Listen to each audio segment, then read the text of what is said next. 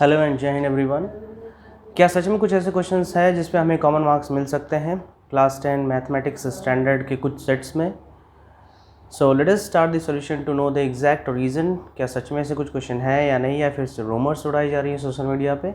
Let us see the solution for question number 1, and the question number 1 is, if the sum of the roots of the quadratic equation ky square minus 11y plus k minus 23 is equal to 0 is 13 by 21 more than the product of the roots, then find the value of k. Here it is the given solution of question number 1a, and your equation is a quadratic ky square minus 11y plus k bracket minus 23 is equal to 0 is your required quadratic equation is given. But इसमें यह बोला है कि इनके जो roots हैं, इनके roots obviously दो हैं, अल्फ़ा और बीटा, क्योंकि क्वाड्रेटिक है, नेम लेवल इनको नाम जानते हैं by name alpha and beta. Sum of the roots, question में बोला है कि जो इनका सम है, इनके रूट्स का जो सम है इज 13 बाई 21 मोर देन है किससे, इनके प्रोडक्ट ऑफ रूट से। This is your required condition given in your question. और ये जो क्वाड्रेटिक है ये क्या अपने स्टैंडर्ड फॉर्म में है, पहले आप ये इंश्योर करेंगे। ओके, कोई भी क्वाड्रेटिक जब हम एक्स में पढ़ते हैं तो क्या पढ़ते हैं, a x square plus b x plus c is equal to 0। It means हमेशा डिक्रीजिंग ऑर्डर में हम लोग अरेंज करते हैं, जैसे यहाँ पे मैक्सिमम पावर फिर लोएस्ट पावर फिर उससे लोएस्ट पावर हम लोग अरेंज करते हैं। ये जो क्वाड्रेटिक है ये भी एक वाई में क्वाड्रेटिक है, तो वाई स्क्वायर फिर वाई फिर एक कॉन्स्टेंट टर्म है, तो बिल्कुल यहाँ से हम ए बी सी एज्यूम कर सकते हैं। क्यों एज्यूम हमें करनी पड़ेगी, क्योंकि अल्फ़ा प्लस बीटा का जो फॉर्मूला हमने पढ़ा है, alpha plus beta that is minus b upon a. In general if you discuss about this formula, minus b क्या है, कोफिशिएंट ऑफ एक्स है, और ए क्या है आपको, कोफिशिएंट ऑफ एक्स स्क्वायर है। अगर हम यहाँ से कंपेयर करें क्या मिलेगा, minus b minus value of b is minus 11, so minus 11 upon value of a is k.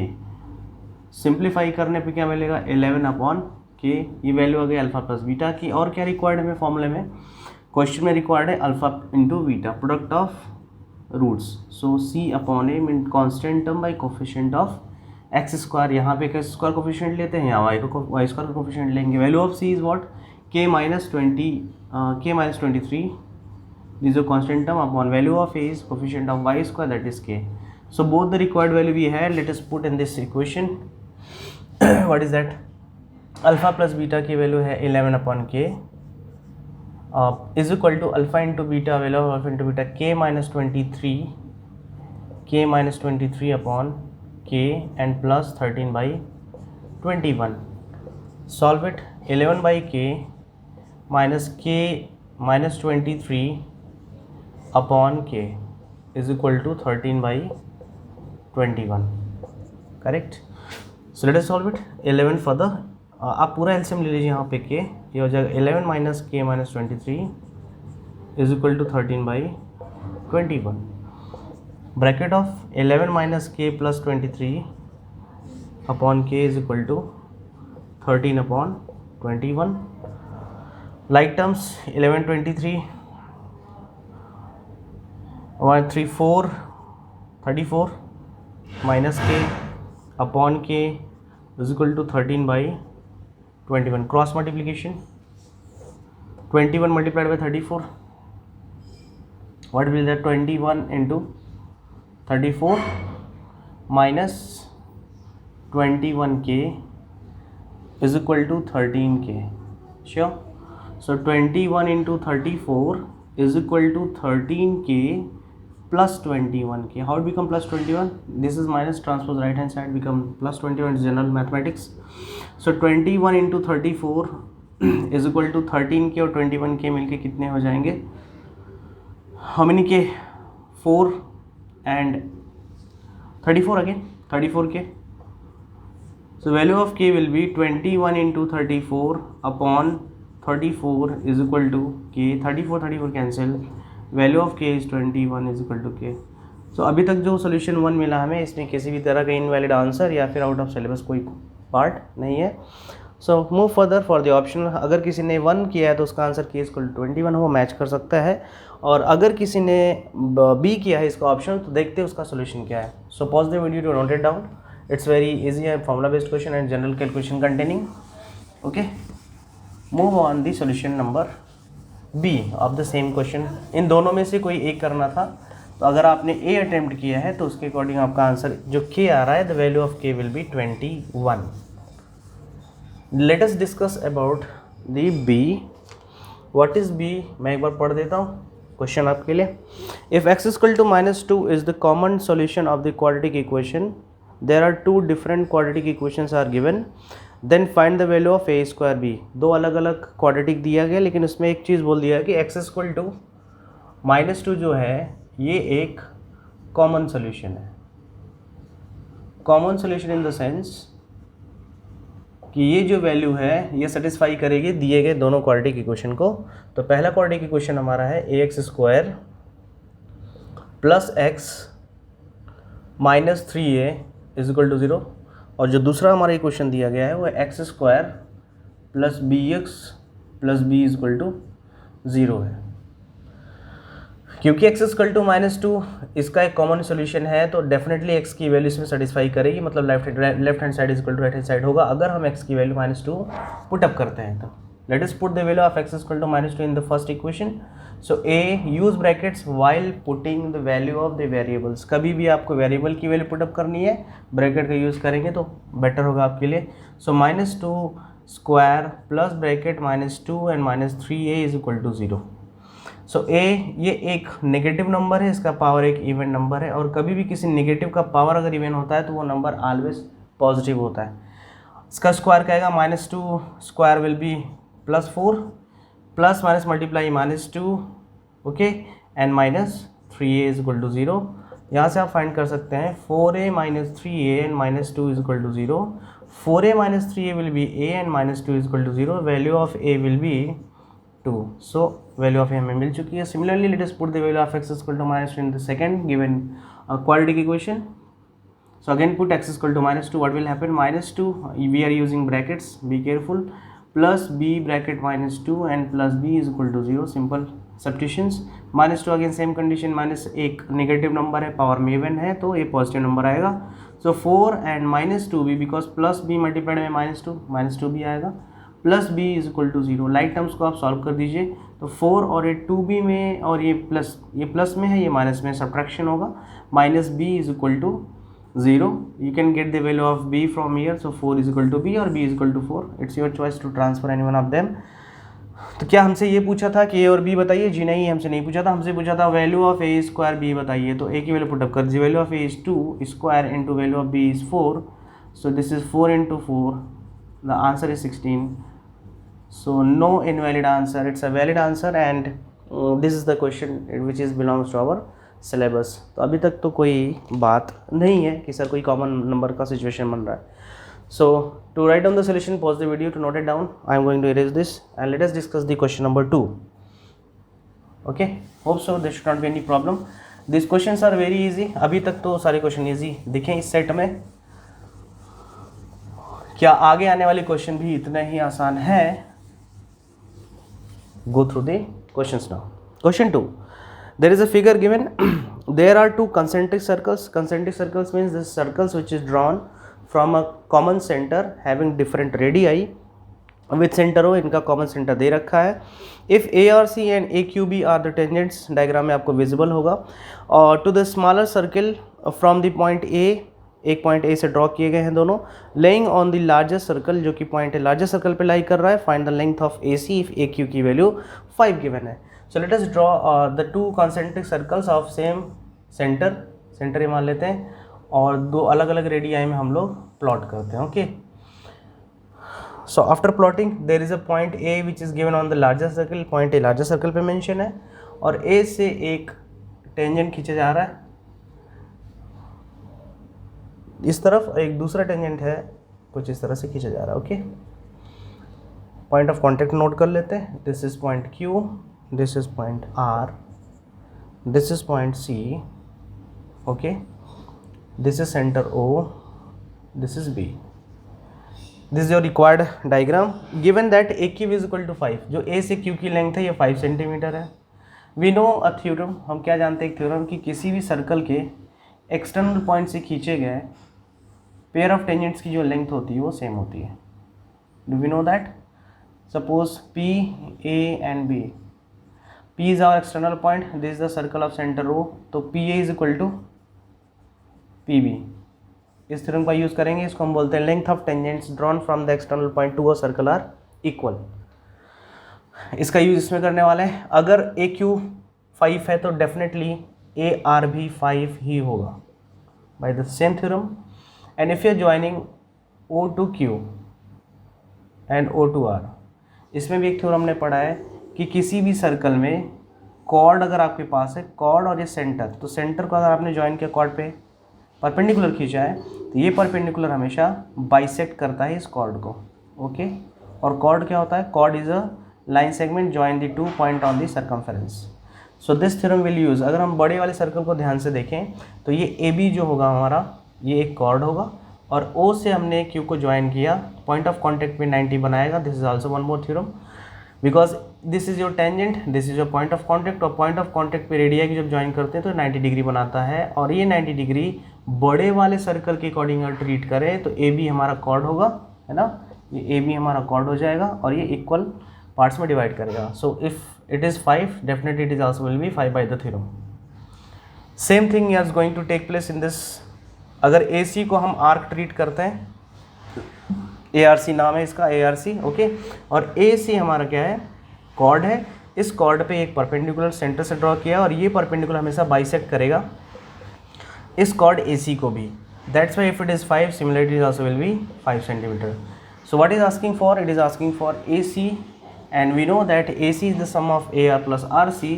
So AR plus RC की वैल्यू क्या आ जाएगी?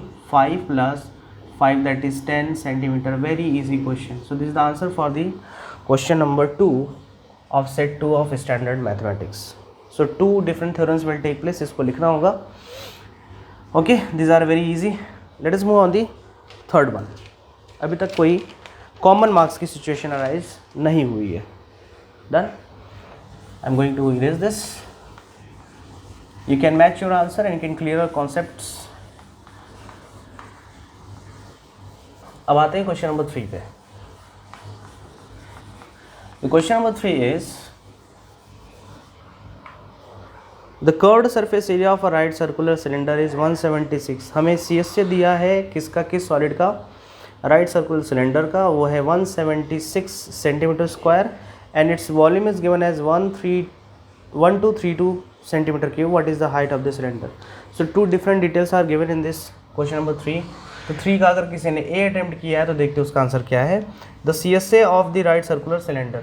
तो CSA नोट कर लीजिए. CSA of cylinder given as 176 centimetre square, क्योंकि ऑब्वियसली एरिया है तो सेंटीमीटर स्क्वायर में होगा. एंड इट्स वॉल्यूम इज, किसका वॉल्यूम? सिलेंडर का. So volume of cylinder given as 1232 centimetre cube. Okay. पूछा क्या है? What is the height of the cylinder. तो हमें हाइट पूछा है, height of the cylinder. It is asking for. दोनों फॉर्मूला हमें पता होना चाहिए. अगर दोनों फॉर्मूला याद है, पता है, तो हम इस क्वेश्चन को बड़े आसानी से लगा सकते हैं. So first of all let us discuss about the curved surface of cylinder. That is very simple, 2 pi RH and it is equal to 176. क्या हम यहाँ से पाई RH की वैल्यू कंसिडर कर सकते हैं? ऑब्वियसली जी हाँ. इसको हम 2 से डिवाइड कर देंगे. 176 को आ जाएगा 88. और दूसरी कंडीशन का यूज़ करते हैं, volume of cylinder. That is very simple. Again cylinder का वॉल्यूम क्या होता है? Pi R square H. It is given as 1232. But इसको भी हम नोन वैल्यूज़ के अकॉर्डिंग अगर ट्रीट करें तो क्या आएगा? Pi RH. ओके. ये हमने कंसिडर कर लिया. इनटू में R एक और अलग कर दिया, क्योंकि R स्क्वायर था, इसको R को अलग कर दिया. 1232 अलग. Why we are adjusting this terms? Because we want to make it more simplifier to compare to the direct methods.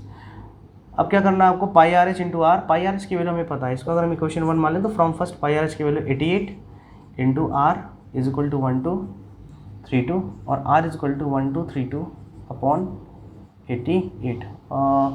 Is it divisible by 11? इसका सम देखिए 4 आएगा, इसका भी सम. हाँ, ये 4 का डिफरेंस 0 आ गया. 88 डिविजिबल बाई 11. तो 11 से 11 1 जाए 11, 11 1 जाए 11, 11 2 जा 22 और 11 8 जा 8 से डिवाइड होगा, 8 1 जा 8 8 4 जा 32, हाँ सही है। सो आर की वैल्यू आ गई 14 सेंटीमीटर। आर तो आ चुका है 14 सेंटीमीटर, लेकिन पूछा क्या हमसे, आस्किंग फॉर एच। तो इस आर की वैल्यू आप चाहे इस वाले में या इस वाले में पुटअप कर सकते हैं। तो जो लेस कैलकुलेटिव वाला इक्वेशन होगा उसको हम कंसिडर करेंगे। So we are going to take the equation number 1, we are going to put the value of r is equal to 14 in this question number 1। So pi की वैल्यू क्या है, pi r h यहाँ नोट कर लीजिए पहले, pi r h is equal to 88। तो पाई की वैल्यू होगी 22/7, आर की वैल्यू हो गई हमारी 14 और एच मिसिंग है इज इक्वल टू 88। सो 7 2 जा cancel, 44 into h is equal to 88 और एच की वैल्यू आ गई 88/44 that is 2 centimetre. So this is the answer for the question number 3 part number A. Okay, आपने तरीके अलग अलग हो सकता है, your method may be different from my method but the answer will remain same, there will not be any change. Okay, move on the question number 3b। So the correct answer for this, the height of the right circular cylinder is h is equal to 2 centimeter by applying whatever the conditions given in our question. Okay, अब बात करते हैं, अगर किसी student ने ए ना attempt करके B attempt किया है तो उसका आंसर क्या है सर, बता दीजिए। ऑब्वियसली डिस्कस करेंगे 3b। तो 3 का भी हमें दिया है, the largest sphere is curved out of a solid cube of side 21 centimetre. किसी 21 सेंटीमीटर का क्यूब हमें गिवन है। क्यूब यू नो दैट, एक ऐसा क्यूब दिया है जिसके आपको पता cube is a 3D solid होता है जिसका सारा एज इक्वल है, इट्स अ जनरल थिंग। इसमें से लार्जेस्ट स्फीयर कितना बाहर निकाला जा सकता है, तो लार्जेस्ट स्फीयर अगर हमें बाहर निकालना है तो जो भी रेडियस बनेगा वो किस फॉर्म में होगा उसको कंसिडर करिए पहले। So the diameter of this largest sphere that can be taken out from this cube, obviously the maximum diameter it is possible is equal to age. Okay, so what we can write, diameter of sphere will be equal to the age of the cube। ये समझ में आया नहीं है, आना चाहिए। ये जो लेंथ है और ये लेंथ इस क्यूब की एज के बराबर है और यही एज इसका क्या बोला जाएगा, diameter of this sphere. What is asking, जो एक तो यहाँ से पॉइंट क्लियर हो गया कि जो डायमीटर होगा उस एज के क्यूब की एज के बराबर होगा। Okay, diameter d is equal to edge कितना है हमारा, व्हाट इज गिवन 21। सो 21, तो रेडियस क्या हो जाएगा, radius is equal to diameter by 2 that is 21/2 centimetre. ये तो हमें आ गया radius. What is asking for the volume of the sphere, तो वॉल्यूम ऑफ स्फीयर का फॉर्मूला अगर नहीं पता है तो हम इस क्वेश्चन को नहीं कर सकते। Volume of sphere is 4/3 into pi into r cube. Solve कर देते हैं, वैल्यू पुटअप करके 4/3 into pi is 22/7 into r cube, r is here, r cube 21 into 21 into 21 upon 2 into 2 into 2, ये हो गया हमारा सब्स्टिट्यूशन। 7 3 जा, okay, then 3 cancel out, this 4 cancel out, this 2 cancel out, 11 क्या आ गया हमारे पास, 11 इंटू 21 स्क्वायर है, 21 स्क्वायर 441। कुछ चीज़ें हमें याद होनी चाहिए, 441 का 11 से मल्टीप्लाई करेंगे तो ये भी ट्रिक मल्टीप्लिकेशन होता है, 441 इधर और ये 144 इधर। सो 1584। So this will be our volume. So volume of this sphere will be 4851 centimeter cube will be the volume of this sphere. So till here अभी तक किसी भी तरह के कॉमन मार्क्स की कोई डिमांड हम लोग नहीं कर सकते, जो भी क्वेश्चन है वो इन सिलेबस भी है और करेक्ट भी है। Sure. So move on the question number 4। तो ए और बी हमने दोनों डिस्कस कर लिया। अगर आपने ए अटेम्प्ट किया तो भी आंसर क्या आएगा वो हमने डिस्कस कर लिया, और बी अगर आपने अटेम्प्ट किया तो क्या आंसर आएगा, ये भी एक कॉन्सेप्चुअल क्वेश्चन है। So 4851 will be the answer for this question number 3 part number b according to the given condition of the questions. Move on the question number 4. If the first term of an AP, we are going to discuss about the question number 4. If the first term of AP is 5, you know that what is the symbol or alphabet we are using to represent the first term. First term है हमारा 5, it is given in your question. The last term is 15. The value of L is given as 15, and the sum of the first n terms, it means Sn is equal to 30 given. Find the value of n. So it is asking for the value of n. So to find the value of Sn, we have discussed the two different formulae. दो अलग अलग फॉर्मूले discuss किए थे. n/2 bracket 2a plus n-1 into D, एक ये, और एक जब लास्ट टर्म गिवन होता था तो n/2 इसी को ब्रेक करके हम a प्लस ए, क्योंकि 2a को ब्रेक कर दिया हमने, a plus n-1 into D, और यहाँ से फॉर्मूला जनरेट कर देंगे Sn is equal to n/2 bracket a, इसको अलग कर लिया, और a प्लस n-1 डी को हम l लिख सकते हैं. ये हमारा एक फॉर्मूला बना था जब हमें l और a दिया था और n या इस तीनों में से चारों में से कुछ भी a दिया, हम उसको फाइंड आउट कर सकें. So put the value. अब हमें ये कैसे पता चलेगा, यही फॉर्मूला लगाना है क्योंकि Sn हमें गिवन है. जी हाँ, a गिवन है और l गिवन है, n पूछ रहा है, डेफिनेटली यही फॉर्मूला लगेगा. Value of Sn is given as 30 is equal to n is missing, so n/2, and value of a is given already 5, and plus value of last term is also given in your question, that is 15. Put all the values one by one respectively in this formula. n/2 bracket 15 plus 5 will be 20, cancel out 10, so 30 is equal to 10n, so 30 by 10 is equal to n, so value of n is equal to 3. Okay, 10 3s are 30. So this is the correct answer. Again, क्योंकि n एक natural number आना चाहिए और n एक natural number भी आया है और ये एक नेचुरल नंबर आया, इसलिए आंसर हमारा क्या है, वैलिड है. तो अभी तक हमारे पास कोई भी ऐसा क्वेश्चन नहीं मिला जिसके लिए हम एक्स्ट्रा मार्क्स को एक्सपेक्ट कर सकते हैं. Okay, move on the question number 5. It's again very easy question, formula based question, nothing to do extra.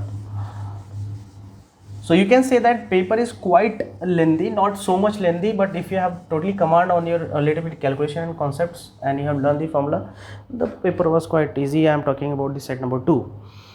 So question number 5, question 4 we have discussed already. Question number 5 is for the following frequency distribution find the mode. तो एक चीज़ तो clear हमसे पूछा क्या जा रहा है, mode. अगर मोड पूछा जा रहा है तो इसका फॉर्मूला हमें पता होना चाहिए. अलग अलग बुक्स में सिंबल्स अलग अलग हैं लेकिन आपका कॉन्सेप्ट सेम है. पहले बार डाटा नोट कर लेते हैं. फाइंड द मोड, जो भी मोड है, यहाँ क्लास इंटरवल नोट कर लेते हैं या फ्रीक्वेंसी नोट कर लेते हैं. Class interval given as 25 to 30, 30 to 35, 30 to 35, 35 to 40, 40 to 45, 45 to 50, ये हमारा क्लास इंटरवल है. और जो फ्रीक्वेंसी गिवन है वो 12 5 14, 12 5 14, 8 and 9. Asking for the mode.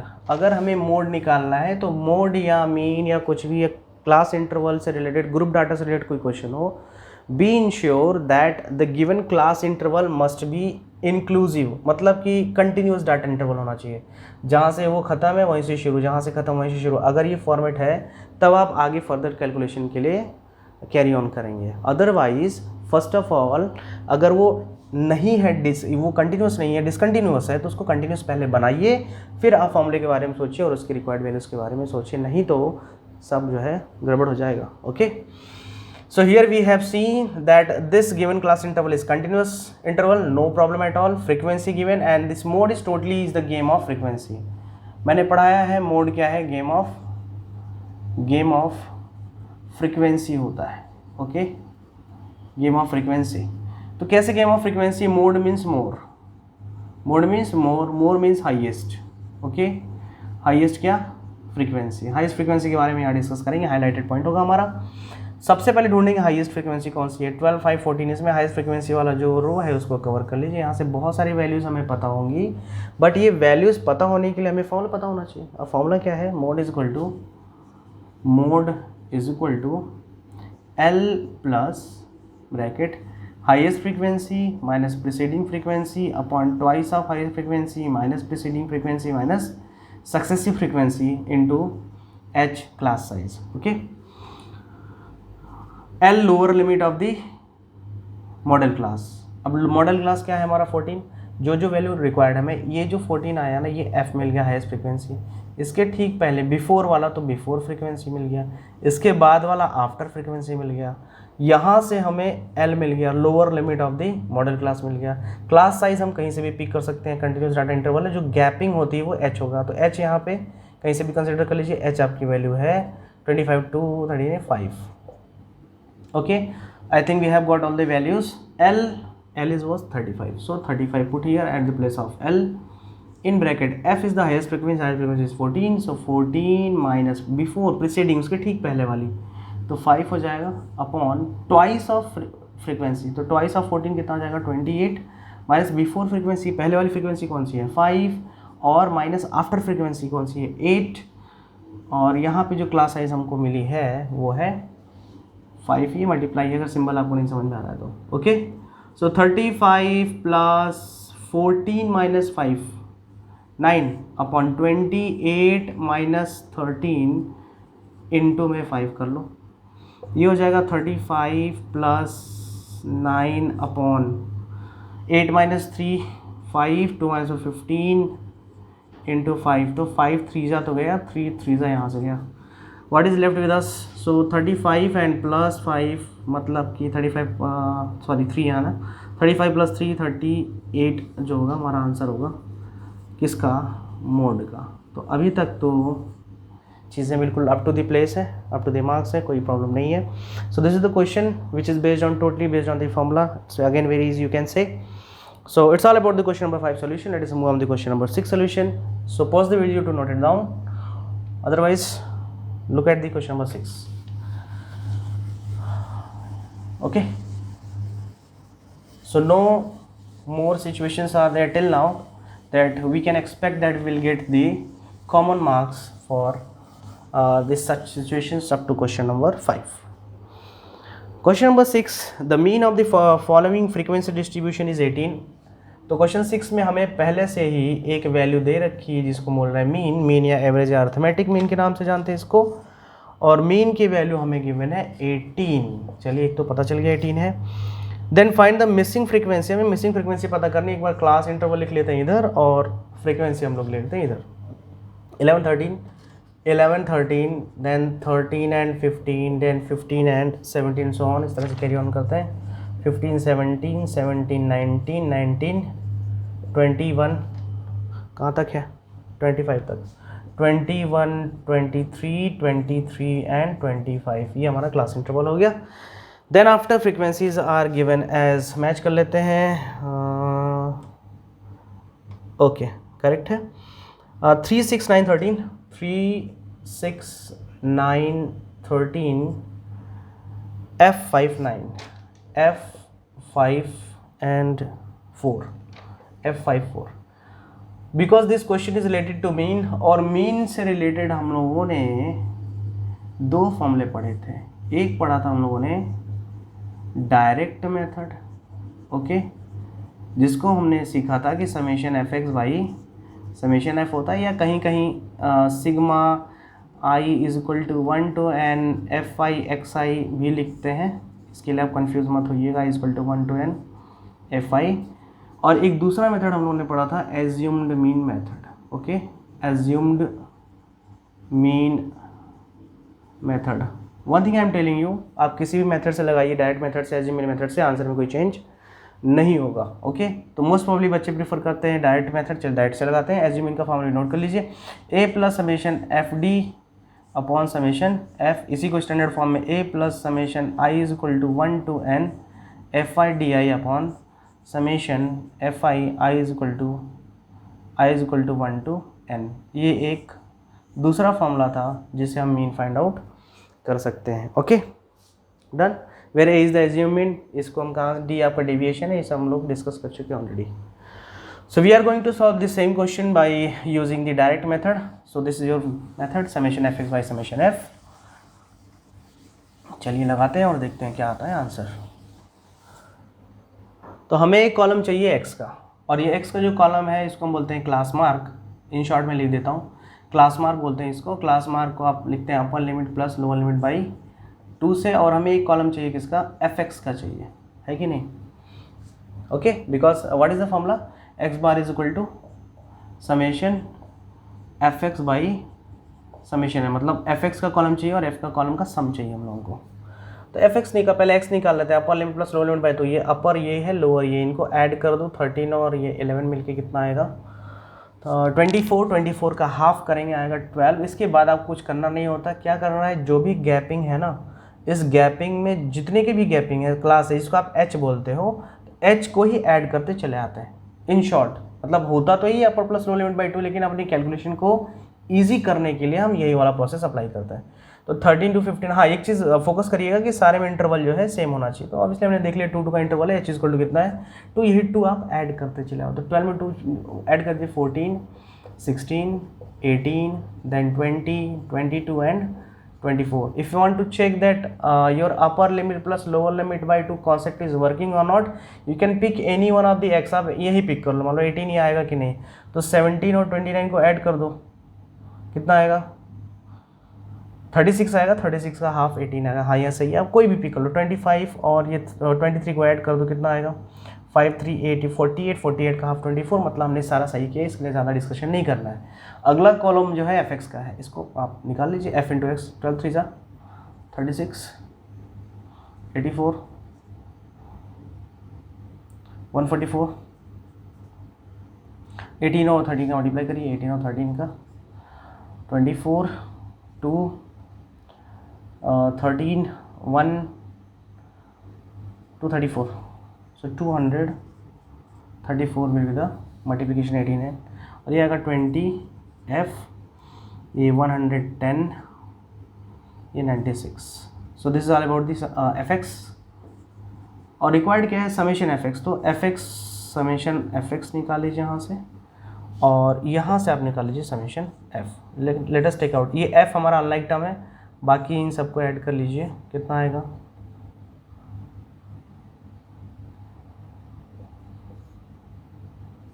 40 आएगा, 40 और ये प्लस एफ, इसको भूलेंगे नहीं, तो समेशन एफ की वैल्यू आ गई 40 प्लस एफ, इसको ऐड करिए, इसको अलग कर दीजिएगा,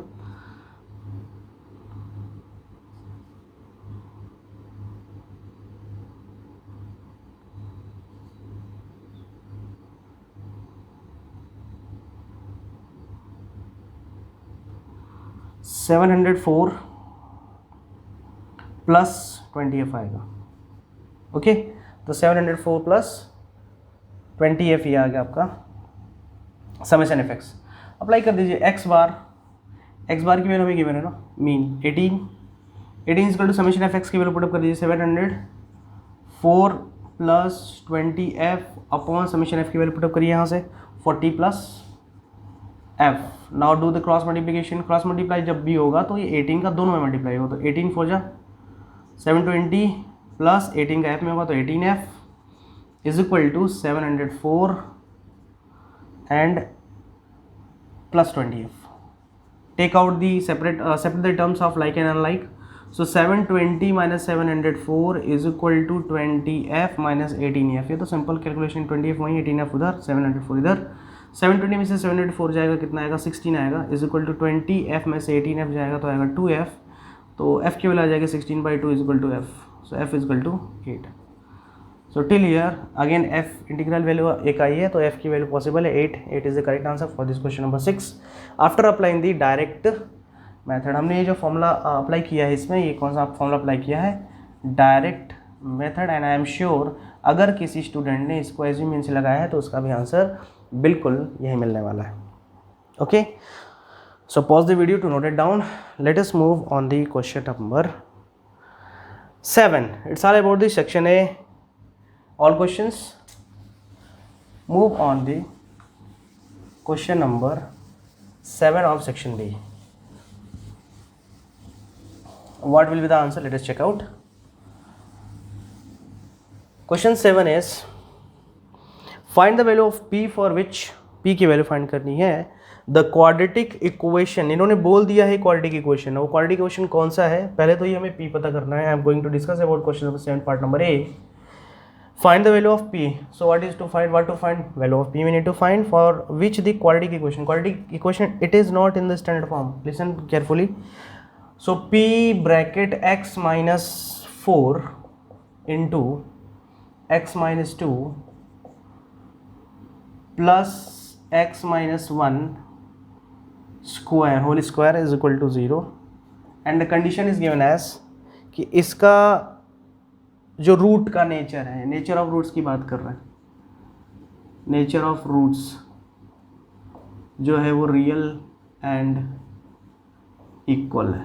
तो आपको पता होना चाहिए, मैंने बोला भी था जब क्लास में ले रहा था, तो मैंने बोला real and equal pay maximum question आएंगे जिसमें हम बोलते हैं डी इक्वल टू 0, इसका मतलब b square minus 4ac is equal to 0, या फिर हम इसको शॉर्ट में और जल्दी लिखना है तो b square is equal to 4ac भी लिख सकते हैं। ओके, बट ये चीज़ आपको पता होनी चाहिए, जो ABC इसमें अरेंज होता है ये हम पिक कहाँ से करते हैं, ये हम पिक करते हैं ax square plus b x plus c की फॉर्मेट इज इक्वल टू 0 जब इक्वेशन बना होता है तब, मतलब कि x का स्क्वायर उसके साथ कोफिशिएंट लगाओ, x का फिर उसके साथ कोफिशिएंट लगाओ और जो बच जाता है वो c के फॉर्म में इस फॉर्मेट में लगता है, तब हम ABC को इजीली पिक कर पाते हैं। कैसे पिक करते हैं, value of a is the coefficient of x square, value of b is coefficient of x and value of c is the remaining term. This was the process. But क्या ये जो quadratic की question दिया है ये उस किसी format में दिख रहा है आपको? जी नहीं। तो पहले इसको मल्टीप्लाई करते हैं। ओके, तो p का पहले से मल्टीप्लाई कर दिया जाएगा, p x माइनस 4p, ये हमने p का इस दोनों में कर दिया। ओके, एंड x माइनस 2 यहाँ हो गया, प्लस इसको एक्सपेंड कर दिया गया x स्क्वायर, ये आइडेंटिटी बेस्ड है, a minus b whole square, a minus b whole square a square plus b square minus 2ab। Hope so it is understood to everyone, it's not a big thing that you can not understood, identity based. Okay, a minus b whole square, बाकी आप जानते हैं। अब हम multiply करते हैं इस px का, तो क्या हो जाएगा px स्क्वायर, फिर आगे क्या करते हैं तो माइनस 2px माइनस 4px, हमने इस माइनस 4p को पिक किया है, x से किया, फिर माइनस 4p का 2 से करेंगे तो प्लस 8p आएगा, क्योंकि माइनस का मल्टीप्लाई माइनस से करेंगे तो प्लस आएगा, plus x square plus 1 minus 2x is equal to 0। Let us separate out the terms of x square x and remaining. तो x स्क्वायर वाला टर्म हम सर्च करते हैं, x स्क्वायर वाला टर्म एक यहाँ पे है और एक यहाँ पे है, तो क्या आ जाएगा px, इसको पहले अरेंज कर लीजिए, px square plus x square एक तरफ लिख लिया, और इसका टर्म एक यहाँ पे है, एक यहाँ पे और एक यहाँ पे है, तो पहले इन दोनों टर्म को तो ऐड कर ही सकते हैं, क्योंकि माइनस 2px और minus 4px both are like terms and we can add them easily because both are having the same sign, so it is minus 6px और x का टर्म कहाँ पे, दिस वन माइनस 2x, ये x का term यहाँ arrange कर लिया, जो बच गया जो भी आपके पास रिमेनिंग टर्म है उसको आप अलग कर दीजिए। बचा क्या हमारे पास, एक 8p बचा और ये 1 बचा और कोई नहीं बचा, तो plus 8p plus 1 is equal to 0, इनको इस तरह से ब्रैकेट में लिख लीजिए। What is common in this two, so p into p plus 1, हमने क्या किया एक्स स्क्वायर को कॉमन किया। ओके, एक्स स्क्वायर को कॉमन करेंगे तो यहाँ p बचेगा और एक्स स्क्वायर कॉमन करने से प्लस 1 बचेगा। इसमें हम क्या कॉमन कर लेते हैं, इन दोनों में x कॉमन कर लेते हैं। ओके, तो माइनस एक्स कॉमन करेंगे, क्या मिलेगा हम लोगों को, माइनस एक्स कॉमन करेंगे तो we have taken minus common, तो all the term become plus, so 6p and plus 2 and plus 8p plus 1।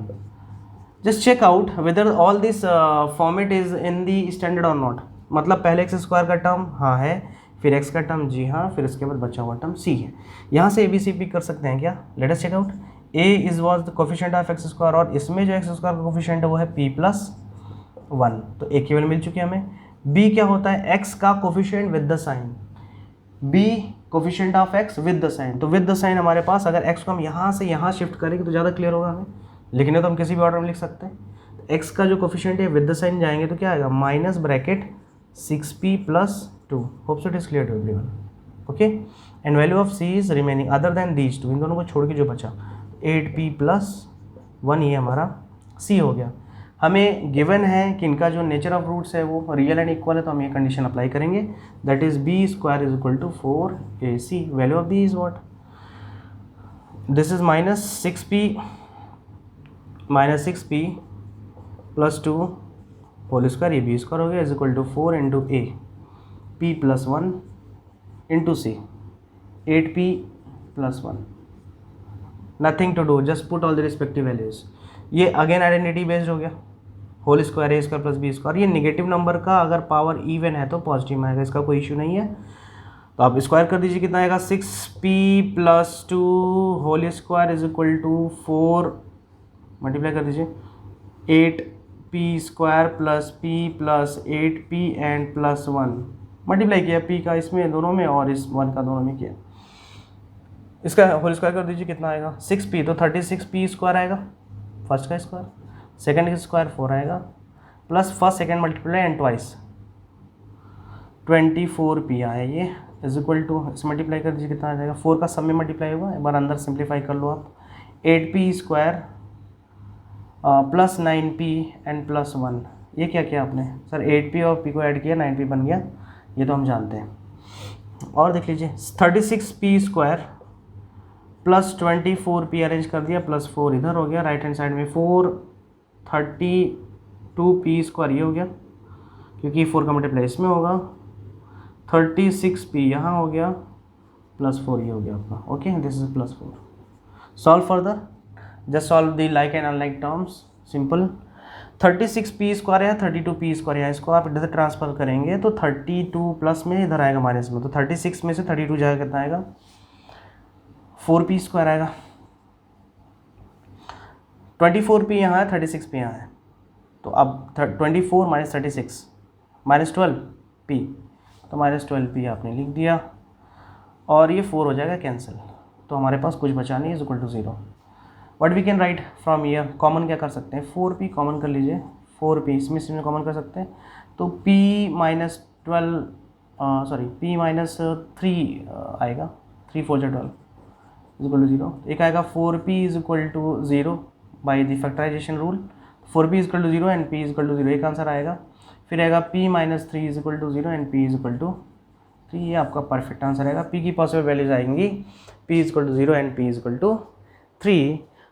Hope so the solution is clear to everyone. Okay, so pause the video to note it down. I know that this is a little bit lengthy, but this is not beyond your concepts. Standard है तो आपका paper standard तो होना चाहिए, है ना, आपने standard opt किया है तो आपका माइंड लेवल्स लेवल का होना चाहिए, sure. So let us move on the question number B.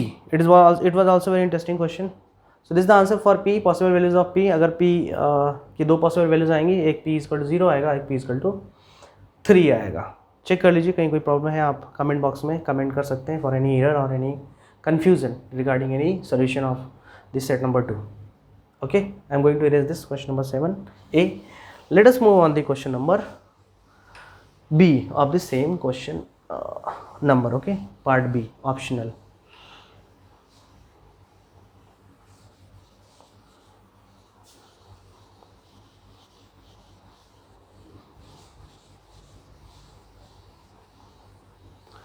Seven B. The question is, had Arush scored 8 more marks in a mathematics test out of 35 marks, 7 times these marks would have been 4 less than the square of his actual marks. How many marks did he get in the test? तो इन दोनों में से कोई भी एक opt करना था ही आपको। अगर आपने फर्स्ट 7A ऑप्ट किया तो मैंने आपको सोल्यूशन बता दिया, P की पॉसिबल वैल्यूज़, और अगर बी ऑप्ट किया है तो उसका भी आंसर देख लीजिए। Aarush scored 8 more marks in mathematics. अगर मान लेते हैं उसका जो टेस्ट में स्कोर मार्क्स, जो भी टेस्ट स्कोर था उसका एक्चुअल स्कोर, टेस्ट में जो इसका एक्चुअल स्कोर था, एक्चुअल स्कोर, इसको हम कंसिडर कर लेते हैं एक्स मार्क्स। क्लियर? अगर उसका एक्स मार्क्स था तो अकॉर्डिंग टू फर्स्ट सिचुएशन, अगर आरुष 8 और ज़्यादा मार्क्स लाता मैथमेटिक्स में तो उसके पहले ऑलरेडी एक्स थे, अगर इसमें 8 और ला देता है तो क्या हो जाएगा भाई? Had Arush scored 8 more marks in mathematics out of 35 marks, 7 times these marks, in marks का जो 7 टाइम्स होगा, हाँ आगे, would have been 4 less than square of his actual marks. Square of his actual marks, उसके actual marks के square से 4 कम होगा। अगर वो 8 नंबर ज़्यादा पाता है तो इस नंबर का जो 7 टाइम होगा वो उसके एक्चुअल मार्क्स के स्क्वायर से 4 कम होगा, ऐसा क्वेश्चन में है। You can read out the question twice to make more understanding about this question. Okay, so 7 multiply कर दीजिए, 7x plus 56 is equal to x square minus 4, it will be x square minus 7x, okay, minus 4 and minus 56, how it become, हमने ये सारे left term को right term में ले लिया। Okay, x square वहीं -4 वहीं पे है, 7x इधर से गया उधर -7x प्लस 50 से उधर गया -56, x square -7x -4 -56 -60 is equal to 0. This is your quadratic equation in x. Let us factorise it और you can apply the Sridharacharya formula और क्वाड्रेटिक फार्मूला, जो भी आपको सही लगता है. इसका फैक्टर ढूंढ लेते हैं, अगर मिलेगा तो ठीक है. प्रोडक्ट करने पे 60 और सब्ट्रैक्ट करने पे -7, तो कितना आएगा 12/5. हाँ 12/5 आ जाएगा. X square -12x plus 5x -60 is equal to 0. X इन दोनों में कॉमन कर लेते हैं. एक्स क्या आएगा x -12 और प्लस 5 कॉमन करते हैं, यहाँ आएगा x -12 इज इक्वल टू 0. इन सब में x -12 कॉमन करें तो x -12 और x + 5 is equal to 0. Equating by 0 x -12 is equal to 0, then you will get x is equal to +12. एक आंसर ये होगा. एक होगा x + 5 इज इक्वल टू 0, तो x की वैल्यू आ जाएगी -5, विच इज़ नॉट पॉसिबल क्योंकि आंसर इसमें किसी निगेटिव मार्किंग की बात नहीं की गई है. So will not accept this is the rejected value of x, will not accept it, rejected. ये रिजेक्ट कर दिया हमने और इसको एक्सेप्ट कर लेंगे. Okay, so acceptable value for the actual score scored by the student Aarush. तो एक्चुअल स्कोर इसका आया, द एक्सेप्टेबल आंसर होगा उनका होगा x is equal to 12 marks. अगर आपको चेक करना है यू कैन चेक करके कमेंट बॉक्स में बताइए कि क्या आंसर सही है या गलत है. Okay, the question number 8. Late us move on the question number 8. देखते हैं क्या है क्वेश्चन नंबर 8 में. इस पूरे सॉल्यूशन में जो सबसे इंपॉर्टेंट पार्ट है वो ये हमने छोड़ रखा है. आपको अगर वर्ड टू वर्ड फॉलो करना है तभी आप इक्वेशन को सॉल्व कर पाएंगे. Okay, done. और जो आउट ऑफ 35 लिखा है ना, ये सिर्फ कंफ्यूज करने के लिए लिखा है. इसका कोई स्पेशल मीनिंग इस क्वेश्चन में नहीं है. No such use of this, क्योंकि ना तो इसमें एवरेज की बात की गई ना परसेंटेज की बात की गई है. तो इसको कोई बस सिर्फ आपको कंफ्यूज करने के लिए दिया गया. Okay, it's all about 7 and A and B. Question number 8 देखते हैं. Related to your chapter constructions. Okay, और ऐसे क्वेश्चन आपके एनसीईआरटी में है. The question is construct a pair of tangent to a circle of radius 4 centimetre. तो एक rough इसके से समझते हैं कि कह रहा है एक 4 सेंटीमीटर का सर्कल बनाइए, है ना. एक ऐसा सर्कल बनाइए जिसका रेडियस क्या है 4 सेंटीमीटर. हमने बना लिया, इसका सेंटर वो हमने कंसिडर किया है. और क्या करना है, which are incline to each other at an angle of 60 degree. हमें ऐसा पेयर ऑफ टेंजेंट खींचना है जो दोनों टेंजेंट, रफली समझते हैं, हमें एक ऐसा पेयर ऑफ टेंजेंट खींचना है जिसमें दोनों टेंजेंट एक दूसरे से 60 डिग्री इंक्लाइंड हो. ओके, इसके लिए क्या करना पड़ेगा, हमें एक रफ स्केच से ये सेंट्रल एंगल की वैल्यू फाइंड आउट करनी पड़ेगी. और ये सेम क्वेश्चन है.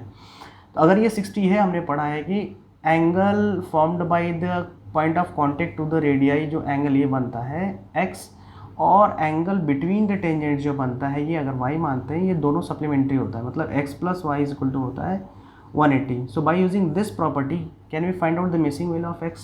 मतलब कि सेंट्रल एंगल पता कर सकते हैं. तो सेंट्रल एंगल क्या आएगा हमारा, श्योर है, x + 60 इज इक्वल टू 180. तो x की वैल्यू आएगी 120. तो ये चीज़ कंफर्म हो गई कि हमें जो सेंटर पे एंगल बनाना है वो बनाना है 120. That is again very simple. आप एक रेडियस ले लो, यहाँ से OA हमने ले लिया और ये 4 सेंटीमीटर होगा, इट्स ऑलरेडी नोन. अब इस O पे बनाना है 120 डिग्री. तो 120 डिग्री बनाने के लिए आपको एक आर्क ऐसे लगाना पड़ेगा, है ना. यहाँ पॉइंटर रखेंगे एक आर्क ये 60 का, यहाँ पॉइंटर रखेंगे आर्क यहाँ पे, तो ये 120 एंगल आपका क्रिएट हो जाएगा. Sure, this the general concept, previous knowledge का यूज़ कर सकते हैं. ये भी हो गया. अब यहाँ पे पता है पॉइंट ऑफ कॉन्टेक्ट पे जो टेंजेंट होता है ये 90 क्रिएट करता है. तो यहाँ पे 90 डिग्री बना लीजिए, है ना. एक आर्क आप ऐसे करेंगे, एक आर्क ऐसे ऐसे, फिर इसका यूज़ करके ऐसे कट करेंगे, है ना. इसको एक्सटेंड कर देंगे आगे तक. Same process we are going to repeat at the point B. आप इसको 90 बना लीजिए इस पर और इसको आगे एक्सटेंड कर दीजिए. Okay, after extending these to 90 degree values, मान लीजिए हमने इसको BX माना, इसको AY माना, तो जो AY और BX रे हैं हमारी, ये एक दूसरे को किसी न किसी पॉइंट पे इंटरसेक्ट करेंगी. और जहाँ पे इंटरसेक्ट करेंगी वो हमारा पॉइंट ऑफ मान लीजिए P हो जाएगा. और इस P पे ऑटोमेटिक जो एंगल क्रिएट होगा वो होगा 60 डिग्री. That is our required construction.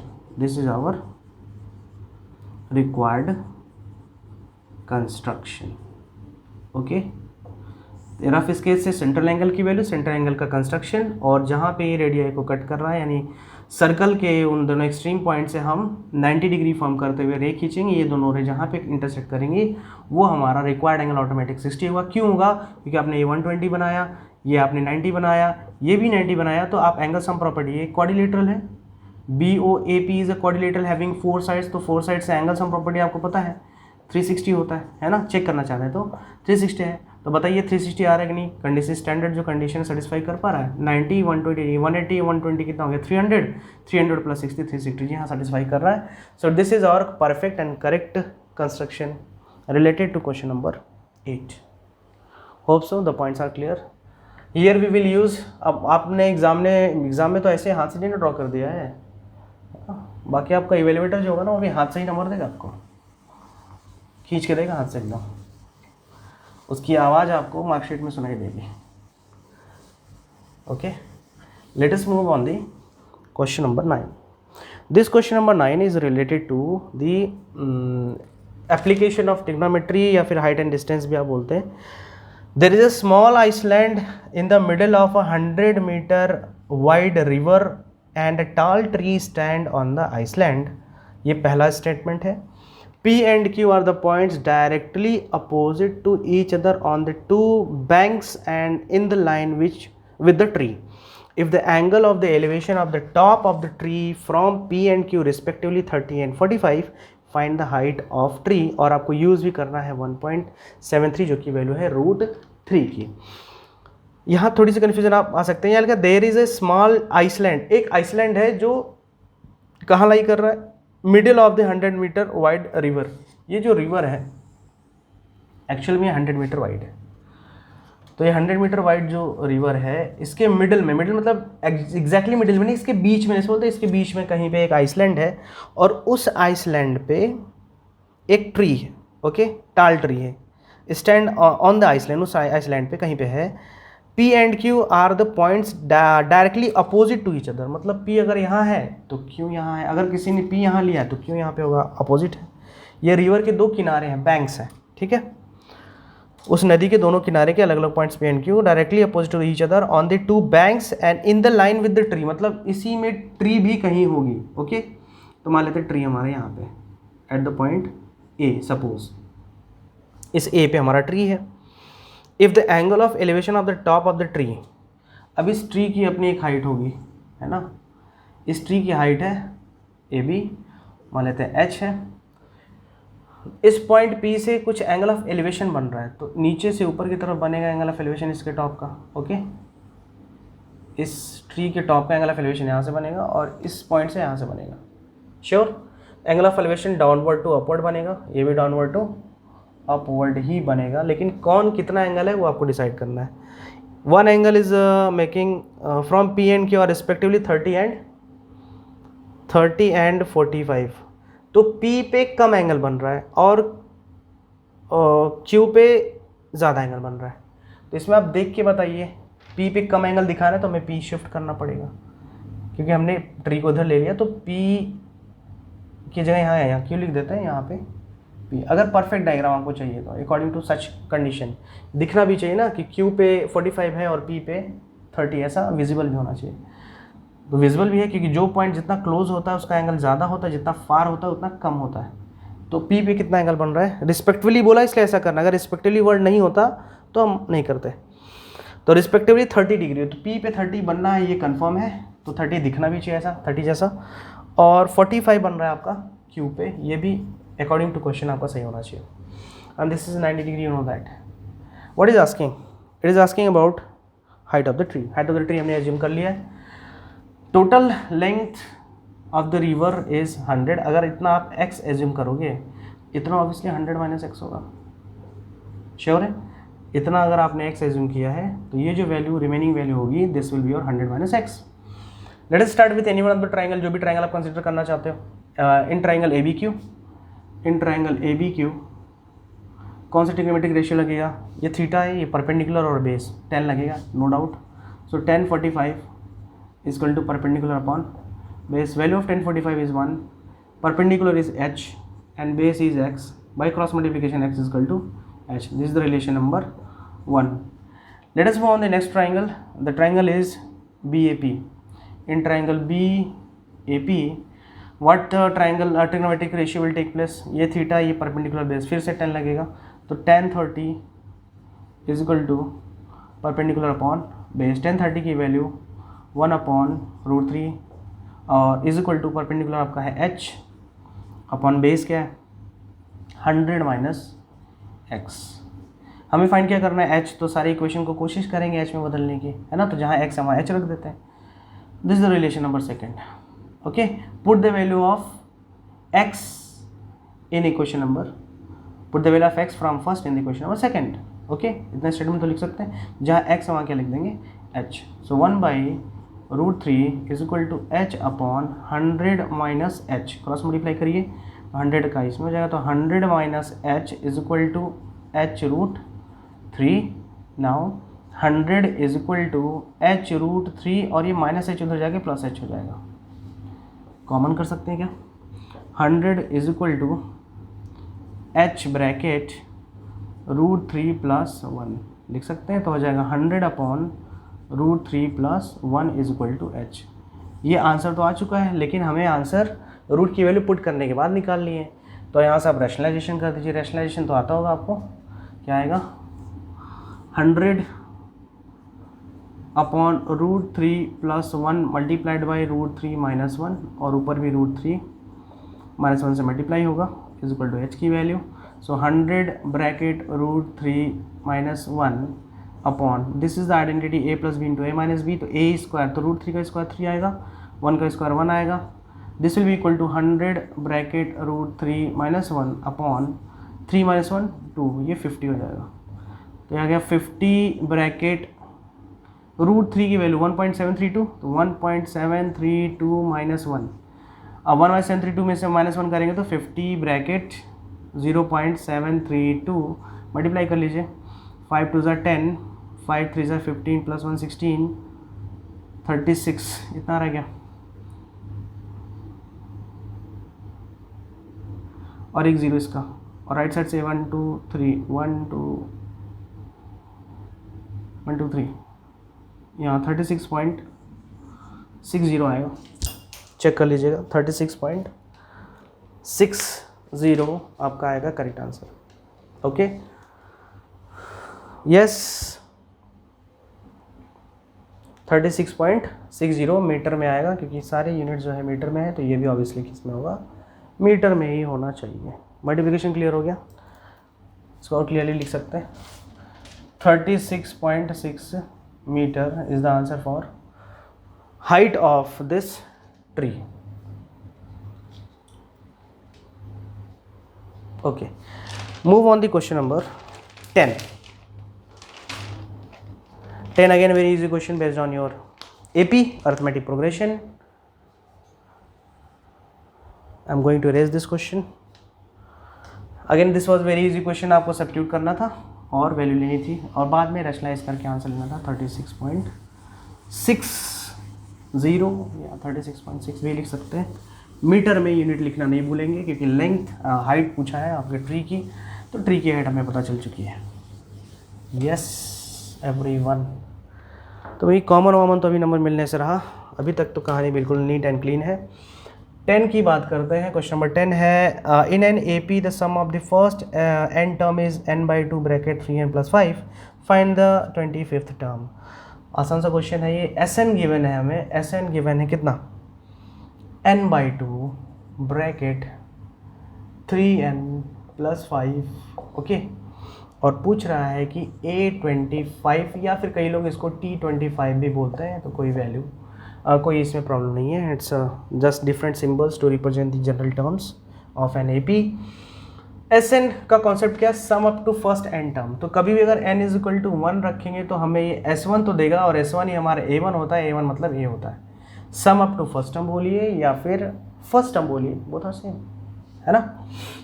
S1 n = 1 put कर दीजिए, क्या मिल जाएगा S1 मतलब हो जाएगा 1/2 ब्रैकेट 3 × 1 + 5, दैट इज S1 = 1/2 3 × 1 = 3 + 5 8 का हाफ आ गया 4। तो S1 बोल लीजिए, चाहे A1 बोल लीजिए, चाहे A बोल लीजिए, बात तो एक ही है। Hope so it is clear. S2 क्या होता है, first term plus second term, ये तो आपको पता होना चाहिए कि S2 मतलब होता है पहला टर्म प्लस दूसरा टर्म का सम, S2 बोलते हैं। S2 कैसे निकलेगा, इससे निकलेगा। कैसे निकालेंगे सर, n इक्वल टू 2 रख दीजिए, S2 मिल जाएगा, S2 निकालते हैं। यह आ जाएगा S2 is equal to 2/2 bracket 3 into 2 plus 5, ये तो कैंसिल हो गया।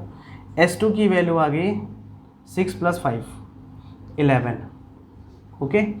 लेकिन ये जो 11 है ना, ये जो 11 है ये A1 प्लस A2 के बराबर है। अच्छा, 11 इज इक्वल टू A1 कितना है, A1 बोल लो, A बोल लो, अच्छा ये कितना है 4 है, और प्लस A2 तो माइनस कर लेते हैं, okay. 11 minus 4 7 is equal to A2, तो हमें जो A2 मिला है वो 7 मिला है और A1 जो मिला है वो 4 मिला है। A1 नोट कर लीजिए 4 और A2 मिल गया 7, तो कॉमन डिफरेंस निकाल सकते हैं क्योंकि AP है, तो D इज इक्वल टू क्या होगा A2 माइनस A1, जिसको आप इन जनरल बोलते हैं next term minus previous term. तो 7 में से 4 निकाल दो, कितना आ जाएगा 7 माइनस 4 3, तो D इज इक्वल टू कितना आ गया 3। तो D की वैल्यू तो 3 आ चुकी है। पूछा क्या हमसे, it is asking about A25 और T25, तो कितना आ जाएगा A25 का formula as we know that AN is equal to A plus bracket N minus 1 into D होता है। तो A25 की जो वैल्यू आएगी वो आएगी A plus N minus 1 25 minus 1, इसको शॉर्ट में कई लोग लिख लेते हैं डायरेक्टली, सारे A25 इसको लिख दीजिए ना A प्लस 24D, ठीक है भाई लिख दिया हमने, समझाने के लिए ऐसा बताया आपको। A25 आ जाएगा A कहाँ गया जी 4 है प्लस 24 इंटू D कितना D 3 है। ऐसा नहीं कि पहले इसको ऐड करके मल्टीप्लाई करना, गलत है, इसको ऐसे करना है। तो 4 प्लस 72 प्लस 4 76, तो जो आंसर आया हमारा 25th टर्म का वो आया 76। पॉसिबल भी है, इंक्रीजिंग AP है, D आपका पॉजिटिव है तो 76 आ सकता है, okay. So this is all about the solution for question number 10, okay. So section B भी हमने पूरा कवर कर लिया है। सेक्शन बी में कोई डाउट नहीं होना चाहिए, ये भी एक बहुत आसान क्वेश्चन था जो कि जनरल कॉन्सेप्ट पे बेस्ड था। अब आते हैं लास्ट सेक्शन सी की तरफ, 11 12 13 और 14 पे। ये भी एक आसान सेक्शन रहा है अभी तक, कुछ क्वेश्चन है जो डाउटफुल हो सकते हैं, आगे डिस्कस करते हैं।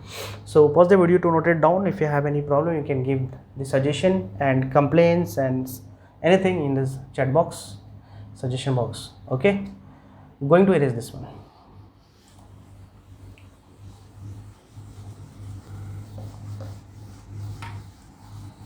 सेक्शन सी की तरफ आते हैं। Section C question number 11, from the top of an 8-meter high building, again this questions belongs to your height and distance or application in trigonometry. From the top of an 8-meter high building, the angle of elevation of the top of a cable tower is 60 degree and angle of depression of its foot is 45 degree. Determine the height of the tower. From the top of an 8-meter high building, किसी 8 metre high building मान लेते हैं AB, ये हमारी building है, okay. इस 8 metre high building के top से, इसका टॉप ये रहा, बोला है फ्रॉम, इसके टॉप से द एंगल ऑफ एलिवेशन, इसके टॉप से एंगल ऑफ एलिवेशन बनना मतलब इससे ऊपर बनेगा, है ना। इसके टॉप से एंगल ऑफ एलिवेशन बनने का मतलब क्या, सामने वाला ऑब्जेक्ट इससे भी बड़ा होगा, लेकिन कौन है वो, केबल टावर। तो मान लेते हैं केबल टावर हम लोग, ऐसा है कुछ CD, ये हमारा टावर हो गया, ओके। केबल टावर के टॉप का एंगल ऑफ एलिवेशन कितना बन रहा है, केबल टॉप के टावर का एंगल ऑफ एलिवेशन बन रहा है 60 डिग्री।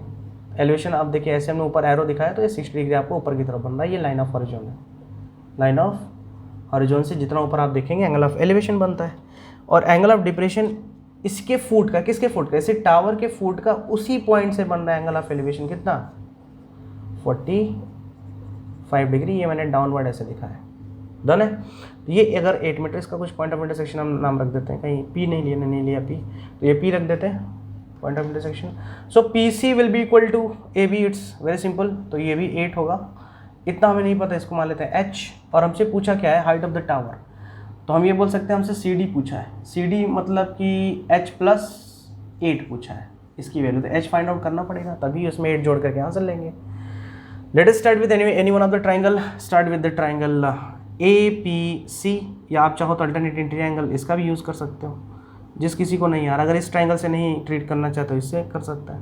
ये वाला ट्राइंगल लेंगे ना हम लोग, APC से करते हैं. सो इन ट्राइंगल APC थीटा यहाँ ये परपेंडिकुलर है और ये बेस है, तो बेस कुछ मान लेते हैं ना, मिसिंग है तो x है, तो ये भी x होगा, ये भी x होगा, है ना. It is looking like a rectangle ना, that's why opposite sides will be equal. This is eight this is x, it is also x.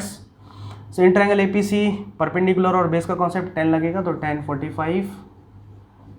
45 perpendicular upon base. Perpendicular कितना है 8 है, बेस है x, तो हो जाएगा 1 is equal to 8 upon x cross multiply x is equal to 8. एक तो आ गया रिलेशन नंबर 1, एक तो कहानी आ गई. अब आते हैं ट्राइंगल APD में. So in triangle APD, look at this triangle APD. We are talking about this triangle. This is theta, perpendicular, base. Again the tan will take place. So tan 60, theta 60 है, perpendicular कौन है h है और base कौन है x है.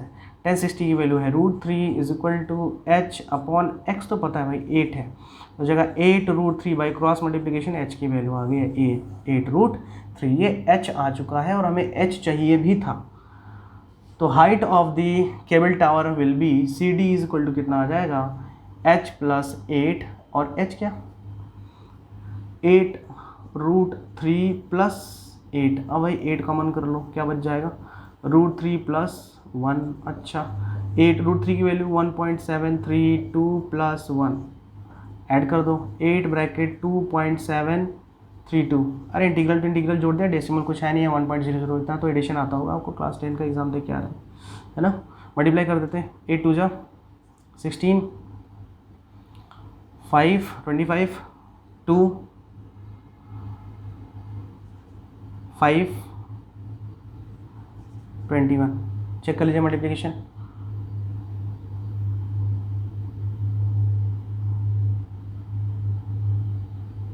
हाँ सही है, 1 2 3 1 2 3. तो 21.856 मीटर जो है वो height of the cable tower आएगा. तो टावर की हाइट जो आएगी वो आएगी इतनी, up to the 3 place of decimal, 3 places of decimal 21.856 इसका आंसर होगा. ओके, क्वेश्चन 12 का A डिस्कस करते हैं. So pause the video to note it down completely. This is all about the solution of question number 11 with the decimal values. Again it was very simple questions, nothing new. All such kind of the question already given in your NCERT textbook. Hope so you all have done it clearly. Okay. अब बात करते हैं question number 12 की. Question 12A एक figure based question है. फिर से वही length of tangent drawn from external point का कॉन्सेप्ट लगेगा इसमें. In figure 2 in the if a circle touches the circle QR of triangle PQR at S and extend PQ and PR at M and N respectively, then prove that PM is equal to 1/2 PQ plus QR plus PR. पहले इस diagram को करके लिए draw कर लेते हैं कि एक सर्कल है और इस सर्कल से एक्सटर्नल पॉइंट कोई है, ये यहाँ से टेंजेंट ड्रॉ किया गया है ना, एक्सटेंड किया गया है, और एक यहाँ से एक्सटेंड कर दिया गया है. मान लेते हैं this is point P, this is one more tangent drawn like this. Okay, यहाँ पॉइंट ऑफ कॉन्टेक्ट मान लिया गया है S, this point is Q, this is point of contact M, this point of contact R and this is your N. The center of the circle is given as not given. तो पहले तो question गलत मान लो भाई, circle है नहीं, है ना, क्योंकि सर्कल डिफाइन नहीं होता बिना सेंटर के. कहेंगे सर इस पे कॉमन नंबर ले लेते हैं, है ना. ये एक क्वेश्चन मिला सर, आपने निकाला कि किसी सर्कल में अगर सेंटर नहीं है तो सर वो सर्कल डिफाइन नहीं होता, है ना. अच्छा है, चलो ट्राई करते हैं. So what we need to prove, let us note it down. To prove क्या प्रूव करना है हमको, PM is equal to 1/2 PQ plus QR plus PR, ये इसके बराबर है ना. तो राइट टू लेफ्ट भी प्रूव कर सकते हैं. We have one more option. Let us try. तो एक बार पी क्यू क्यू आर और पी आर को देखते हैं कहाँ पे है। P Q Q R P R मतलब इस ट्राइंगल की बात कर रहा है, तो इसी को नोट करते हैं। In triangle P Q R. वैसे इस टाइप का मॉडल टेस्ट पेपर में बहुत सारा क्वेश्चन था, अगर आपने लगाया होगा तो P Q plus Q R plus P are की बात करें तो पी क्यू एक वैल्यू है ना। P Q plus Q R को क्या लिख सकते हैं आप, क्यू आर को, तो पी क्यू को इस तरह लीव कर दीजिए। प्लस क्यू आर के बारे में क्या आप लिख सकते हो, Q R is the sum of Q S and S R. Q S plus S R can be write like this. Q R is the combination of Q S and S R, लिख दिया हमने। Plus P are, चलिए लिख देते हैं plus P are. अच्छा, P Q plus Q S plus S are plus P are, इसको ज़रा ध्यान से देखो क्या है। पी क्यू और Q S, P Q plus Q S. अच्छा, क्यू एस को क्या लिखा जा सकता है, क्यू एस को हम क्या क्यू एम लिख सकते हैं। सर कैसे लिख सकते हैं, अरे ऐसे लिख सकते हैं ना कि किसी सर्कल के एक्सटर्नल पॉइंट से, ये थोड़ा एक्सटर्नल पॉइंट क्लोज आ गया है, एक्सटर्नल पॉइंट से खींचे गए टेंजेंट्स की जो लेंथ होती है वो सेम होती है ना। तो ये कॉन्सेप्ट यहाँ पे भी, अगर इसको आप भूल जाइए कुछ टाइम के लिए, अभी दिख रहा होगा आपको, है ना। क्यू अगर एक्सटर्नल पॉइंट है तो ये वाली लेंथ बराबर होगी, तो जो क्यू एम होगा वही क्यू एस होगा। तो at the place of Q S can we write Q M, yes और no.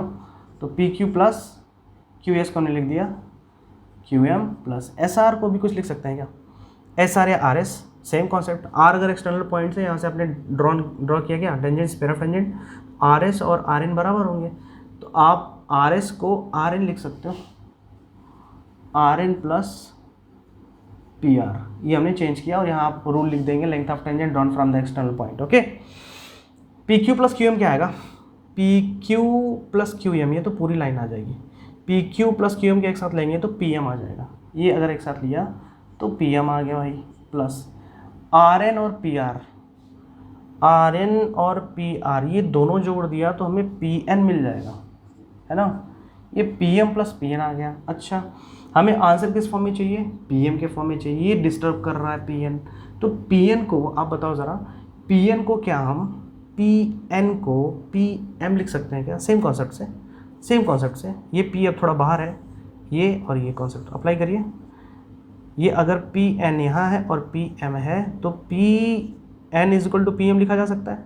What is required, our answer in the form of P M, तो हम जो भी पी एन में बदल लेते हैं। So P M plus P N can be written again P M, है ना। पी एन को हमने पी एम लिख दिया, again the same concept, length of the tangent drawn from the external point to a circle. P M कितना, 2 P M. ये किसके बराबर है, ये किसके बराबर है, P Q plus Q R plus P are के बराबर है। अगर मैं इसका हाफ कर दूं तो इसका भी हाफ करना पड़ेगा, है ना। इसका हाफ कर देते हैं तो 1/2 बाहर लग जाएगा, और इसका हाफ करेंगे तो पी एम बचेगा, ओके। आगे ना left hand side is right hand side, hands proved. नहीं समझ में आया, अरे आ गया भाई, थोड़ा ध्यान लगाओ। कह रहा आप सर कोई फ़ायदा नहीं, अब तो हो ही चुका जो होना था, क्या ध्यान लगाया सर, जब लगाना तो थोड़ा बिजी थे हम लोग, सोशल मीडिया भी सर आप देखते नहीं हैं। Okay, so it's all about the solution of question number 12. Again, you know, some rearrangements required, and this kind of the question we have already done in the practice papers. So note it down if you want to write down the solution. क्या solution note करें sir, हो चुका है अब तो, we cannot change। ठीक है, सीख तो लो कम से कम, मैथ्स तो कर लो, कहाँ तक सही है। हम कहाँ कह रहे हैं कि आप जाके चेंज कर दो, अब तो जो होगा वो हो चुका है। अगर किसी ने ए अटेम्प्ट नहीं करके बी किया है तो कैसे क्या किया होगा, तो बी को डिस्कस कर लेते हैं। इन द गिवन फिगर 3, तीसरे नंबर का फिगर है, a triangle A B C is drawn to circumscribe a circle. एक ट्राइंगल को खींचा गया है ए बी सी जिसका नाम है, और ये सर्कमस्क्राइब किया हुआ है, एक सर्कल को घेरा हुआ है, ऑफ रेडियस 4, जिस सर्कल का रेडियस 4 सेंटीमीटर है, such that segment B D and D C into which BC is divided by the point of contact D। अच्छा, BC को D ने डिवाइड किया है, और of length 6 centimetre and 8 centimetre, मतलब BD की लेंथ 6 है और CD की लेंथ 8 है, आप डायग्राम देख सकते हो respectively. If the area of triangle ABC is 84, अगर ABC का एरिया 84, अच्छा एरिया गिवन है आपको, find the length of the side AB and AC। Late us draw the diagram first. तो पहले हम लोग बनाते हैं एक सर्कल, है ना, और इस सर्कल के हिसाब से एक बना लेते हैं हम लोग सर्कमस्क्राइबल सर्कल को। ये ट्रायंगल इस तरह से ड्रॉ किया है, ओके। ये ट्रायंगल है A B C and D, center is O, this is point of contact, and you know that the length of the radius is 4 centimeter. This BD is given at 6 centimeter and this is given as 8 centimeter. इस point का कुछ नाम नहीं, हम मान लेते हैं E और इसका पॉइंट ऑफ कॉन्टेक्ट मान लेते हैं F. Sure. So again with the same property, recently we have solved the previous question that length of tangent drawn from the external point are equal. तो अगर ये 6 है तो ये भी 6 होना चाहिए सर, आप लिख दो, लिख दिया। अगर सी आपको आप एक्सटर्नल पॉइंट मान रहे हैं और सर्कल का सेंटर वो है और इस सर्कल के एक्सटर्नल पॉइंट से अगर लेंथ खींच रहे हैं, टेंजेंट खींच रहे हैं, इनकी लेंथ इक्वल होगी। तो अगर ये 8 है तो ये भी 8 सेंटीमीटर होगा, हाँ बिल्कुल होगा सर। और अगर ए एफ आप कुछ एज्यूम करते हो तो बाय मिस्टेक आपको ये भी एक्स ही मिलने वाला है। क्यों मिलने वाला है? क्योंकि this is the theorem that length of the tangent drawn from the external point to a circle are equal. तो अगर ये एक्स होगा तो हमने अगर एज्यूम किया है कि अगर ये एक्स है तो ये भी एक्स होगा। और इस पूरे ट्रायंगल का जो एरिया है, area of triangle A B C is already given, that is 84 centimetre square, 84 centimetre square given है, ठीक है। तो कैसे निकालेंगे एरिया? कंस्ट्रक्शन करना पड़ेगा। Okay, let us draw some required things. ये तो पता है 4 है, ये यहाँ पे 90 डिग्री बनाएगा, ये यहाँ पे 90 डिग्री बनाएगा। इसको ज्वाइन कर देते हैं, इसको यहाँ से ज्वाइन कर देते हैं। So area of triangle A B C, how we can write down O B C, ये ट्रायंगल का area, area of triangle A B C can be as area of triangle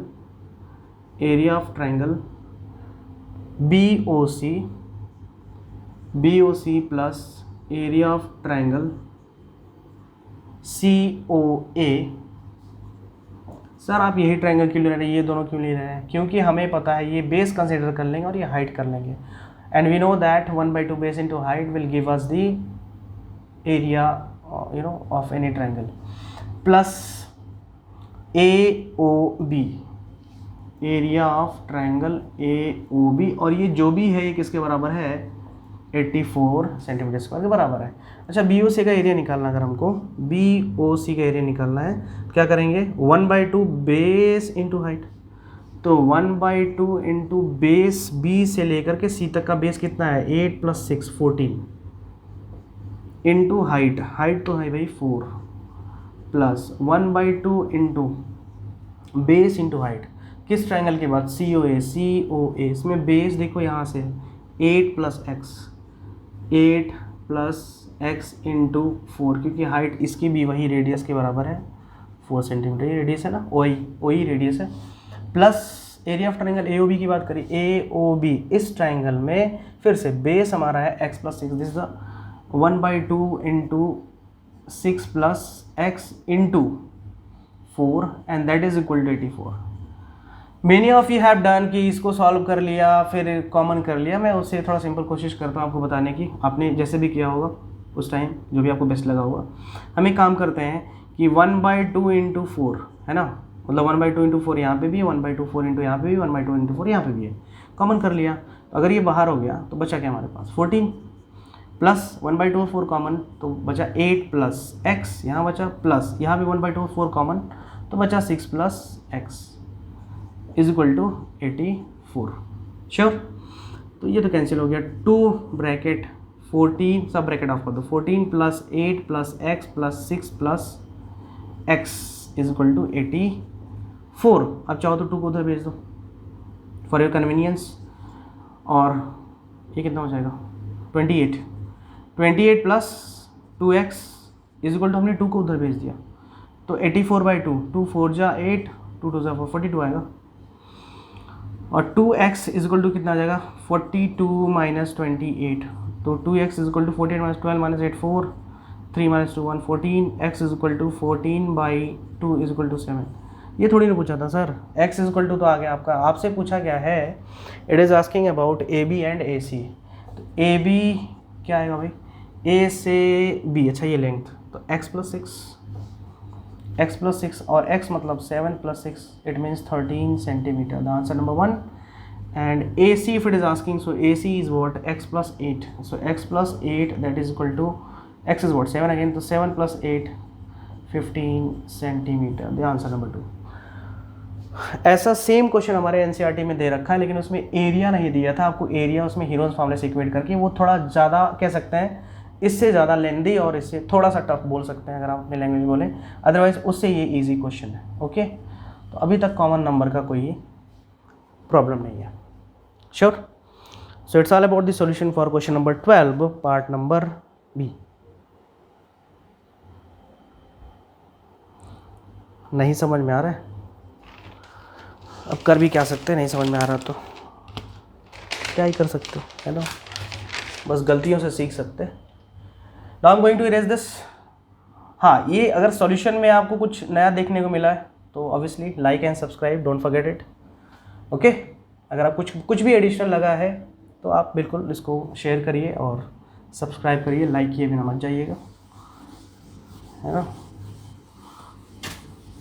hope so I have clarify all your doubts and rectifying your answers, whatever your answer you have got it. I know that I am uploading little bit late, okay, but still I am uploading. So 13 question number that is based on case study 1।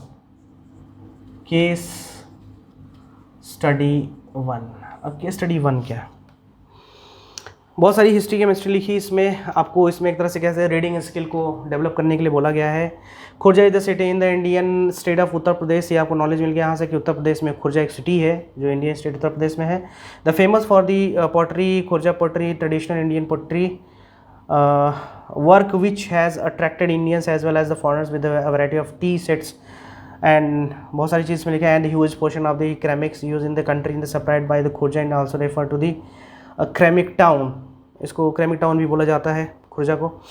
One of the private school of Bulandshahr organise an educational tour for class 10 students to Khurja, वो लेके गए वहाँ पे, student were very excited about the trip following a few pottery objects of Khurja. कुछ diagram दिया है, आप देख सकते हैं डिस्प्ले पे विजिबल है। तो डायग्राम फर्स्ट इधर लिखा है, सेकंड इधर, थोड़ा कंफ्यूज करने के लिए। जो सेकंड है ये एक सिलेंडर है, ओके, और जो फर्स्ट है, ओके, ये जो फर्स्ट है ये फर्स्ट एक हेमिस्फीयर है, ओके, हेमिस्फेरिकल बाउल है। This is the diagram second, this is the diagram first, order reverse किया है। अब आते हैं इस पे बेस्ड क्वेश्चन पे, part number A, the internal radius of the hemispherical bowl. अब ये हेमिस्फेरिकल बाउल की बात करें, इसका internal radius is 9, okay, and radius and height of the cylinder. अब सिलेंडर जार दूसरे में क्लेरिफाई किया है, पहले वाले स्टेटमेंट में हेमिस्फेरिकल बाउल के बारे में बताया है कि इसका रेडियस 9 सेंटीमीटर है। तो हम एक काम करते हैं, हेमिस्फेरिकल बाउल का जो रेडियस है इसको मान लेते हैं R1, ये है 9 सेंटीमीटर, ओके, एक नोट डाउन कर लिया हम लोगों ने। देन आफ्टर, ठीक उसके बाद लिख दिया है आपको कि and radius and height of cylindrical jar. अब जो दूसरा इन्फॉर्मेशन वो सिलेंड्रिकल जार से है, तो पहले रेडियस है बाद में हाइट है, और रेडियस है 1.5, तो ये है 1.5। इसको आप चाहो तो डेसिमल से हटा करके 3/2 सेंटीमीटर में ले लीजिए ताकि कैलकुलेशन थोड़ा आसान हो जाए हमारा, okay. 3/2 centimetre and height 4 centimetre. इस सिलेंड्रिकल जार की जो हाइट है वो 4 सेंटीमीटर, ऐसा आपके क्वेश्चन में बोला गया है। आगे क्या है, डिटेलिंग तो हो गई हमारे पास। If the hemispherical bowl is to be emptied in cylindrical jar, इस बाउल को इसमें अगर खाली किया जाए, okay, if the hemispherical bowl is to be emptied in the cylindrical jar, then how many cylindrical jars are required. कितने cylindrical jars required होंगे। मान लेते हैं कि n numbers of cylindrical jars जो आएगा वो बाउल के, हेमिस्फेरिकल बाउल जो है, इन शॉर्ट में लिख देता हूँ, हेमिस्फेरिकल जो बाउल है उसके वॉल्यूम के बराबर आएगा, क्योंकि ये जो भी इसमें इम्पटीड होगा इसके वॉल्यूम के बराबर इम्पटीड होगा ना। तो हम कह सकते हैं n into volume of cylinder is equal to volume of hemispherical bowl. Okay, नहीं समझ में आ रहा है। पूछ रहा है कितने hemispherical bowl cylindrical bowl jars हमें चाहिए, ऐसा ही क्वेश्चन है ना। How many cylindrical jars are required, हाँ तो n number of cylindrical jar हमें रिक्वायर्ड होंगे अगर हेमिस्फेयर को खाली किया जाता है इस जार में। तो यहाँ से अगर n निकालना है तो कह सकते हैं volume of hemisphere, in short में लिख देता हूँ, अपॉन वॉल्यूम ऑफ सिलेंडर। तो वॉल्यूम ऑफ हेमिस्फीयर पता ही नहीं होगा, हम तो कहाँ से लगाएंगे। Volume of hemisphere is, hemisphere बोला है, स्फीयर नहीं बोला, तो 2/3 पाई r1 क्यूब। ये r1 r2 क्यों लिया सर आपने, क्योंकि दोनों का रेडियस अलग अलग है इसलिए r1 ये h1 मान लेते हैं, ठीक है। 2/3 पाई r क्यूब हो जाएगा। और वॉल्यूम ऑफ सिलेंडर क्या, वॉल्यूम ऑफ सिलेंडर क्या होता है सर, याद नहीं आ रहा क्या होता है। तो वॉल्यूम ऑफ सिलेंडर होगा आपका पाई r2 स्क्वायर h1, क्योंकि इसको हमने h1 माना है। बाकी आप एज्यूम कुछ भी कर सकते हैं, इसमें कोई प्रॉब्लम नहीं है। पाई कैंसिल, तो 2/3 इंटू r क्यूब, ये r किसका, हेमिस्फेयर का r कितना, 9 इंटू 9 अपॉन R2 किसका, सिलेंडर का R2 3/2। अच्छा R2 का स्क्वायर है तो 3/2 इंटू 3/2 ये हो गया, इंटू H1 4। सॉल्व कर लो इसको, 2 2 ज़ा 4 ये गया, ओके, 3 3 ज़ा 9 ये गया, 3 3 ज़ा 9 ये गया, एक 3 इससे गया, तो कितना आया, 2 इंटू 3 इंटू 9 बचा आपके पास, 54 सिलेंड्रिकल जार रिक्वायर्ड होंगे। इसमें यूनिट क्या आएगा, क्योंकि नंबर पूछा है ना, तो 54 number of cylindrical jars will be required if you imputed this hemispherical into a cylindrical jar. Okay, this is a very easy question once again. हमें बस ये समझना है कि n किधर लगाना है, तो जिसकी ज़रूरत है उधर n लगाया आपने, किसको किससे डिवाइड करना है ये पता होना चाहिए। So the correct answer will be 54। तो अभी तक हमारे पास ऐसा कोई क्वेश्चन नहीं मिला जिसपे हम क्लेम करके CBSE से बोल सकते हैं कि भाई थोड़ा दे दो नंबर, पेपर अच्छा हुआ नहीं है। अब इसी केस स्टडी का सेकंड पार्ट है, if the cylindrical jar full of water. अच्छा, सिलेंड्रिकल जार को अगर पानी से पूरी तरह से भर दिया जाए तो क्या होगा, full of water, a conical funnel of the same height and same diameter. एक कोनिकल फनल बोल रहा है कि इसी हाइट और इसी रेडियस का आप लेके आए, डायमीटर का है कहने का मतलब कि रेडियस सेम होगा। इज इमर्ज, इसको इसमें इमर्ज किया जा रहा है, डुबाया जा रहा है। Then how much water will follow out, इसमें से कितना पानी बाहर निकलेगा। तो आर्किमिडीज प्रिंसिपल भी आपने पढ़ा होगा, when one solid emerge into the liquid so the water displaced by this solid will be the volume of this solid. तो आपको पता है, तो कितना पानी बाहर निकलेगा, इस कोन के वॉल्यूम के बराबर पानी इसमें से बाहर निकलेगा। Okay, so the water flow out from the cylindrical jar will be equal to the volume of conical funnel, या कोन जो भी लिखना है आपको, ठीक है, कोन लिख देते हैं, इन शॉर्ट conical funnel लिख सकते हैं। तो वॉल्यूम ऑफ कोन पता होना चाहिए, 1/3 पाई r स्क्वायर h होता है। अब जो जो रिक्वायर्ड है उसको लिख लीजिए। इसमें r क्या बोले, वही r, किसका r, जो आपके सिलेंडर का होना चाहिए, जो हमने लिखा था 3/2। ओके, और हाइट भी वही जो इस सिलेंडर की हाइट, तो इसकी हाइट भी 4 हो जाएगी। तो h के प्लेस पे 4 ले लेंगे कोन के केस में। क्यों लेंगे, क्योंकि इसकी भी हाइट कितनी थी, 4 सेंटीमीटर ही थी। सो 1/3 पाई r स्क्वायर है, तो 1/3 into pi 22/7 into r square 3/2 into 3/2 into h 4। तो ये तो गया 4, ये 3 गया, डन। जो बचा लिख लीजिए, कितना आ जाएगा, 22 इंटू 3/7। आप चाहो तो 3.14 इंटू 3 भी कर सकते हो, या फिर 66/7 आप मिक्स फ्रैक्शन में या डेसिमल में लिख सकते हो। ओके, तो लिख देते हैं 16 डिवाइड बाई 7। तो इसको आप लिख सकते हो 9 होल 3/7 एज आंसर। या डेसिमल में लिखना है तो आप आगे डेसिमल बना कर भी लिख सकते हो। Okay, if you want to take out the answer in the decimal, ऐसा कुछ बोला नहीं कि डेसिमल में लिखना है किस में लिखना है, सिर्फ आप बोला है कि कितना वाटर फ्लो आउट होगा, और लीटर में भी नहीं बोला, तो लीटर में कन्वर्ट करने की ज़रूरत भी नहीं है आपको। सिंपली पूछा है अमाउंट ऑफ वाटर कितना फ्लोज आउट होगा, तो कितना फ्लोड आउट होगा, this will be equal to the volume of this conical vessel whatever the conical funnel is given. Okay, तो ये आपको डेसिमल में भी ले सकते हैं। इतना सेंटीमीटर क्यूब आना चाहिए, हाँ सेंटीमीटर तो सेंटीमीटर क्यूब आएगा। Okay, this is the complete answer for question number 13। अब बात करते हैं लास्ट क्वेश्चन की, जो है question 14। Okay, so pause the video to note it down.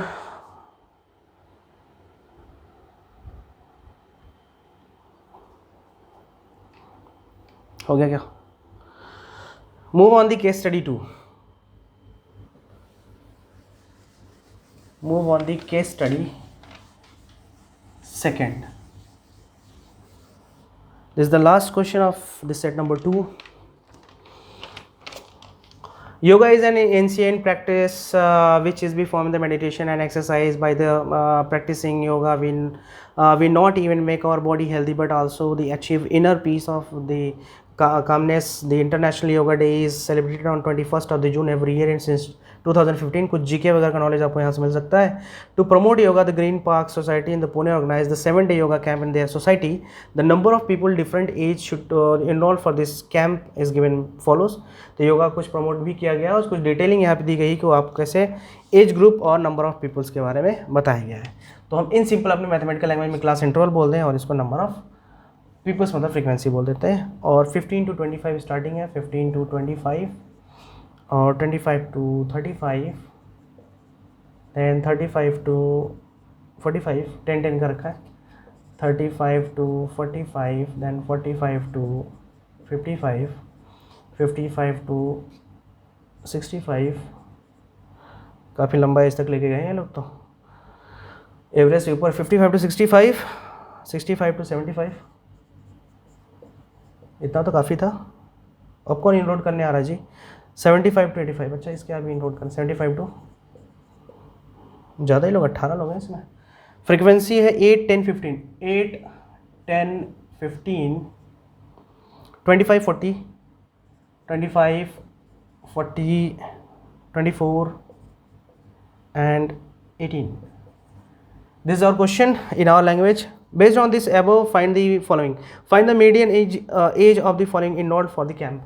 Median पूछ दिया है, मीडियन पूछा है मीडियन। तो मीडियन का सर फॉर्मूला बताइए क्या होता है? मीडियन का फॉर्मूला होता है क्या? L plus bracket n/2 minus CFB upon F into में H। ये तो फॉर्मूला है मीडियन निकालने का।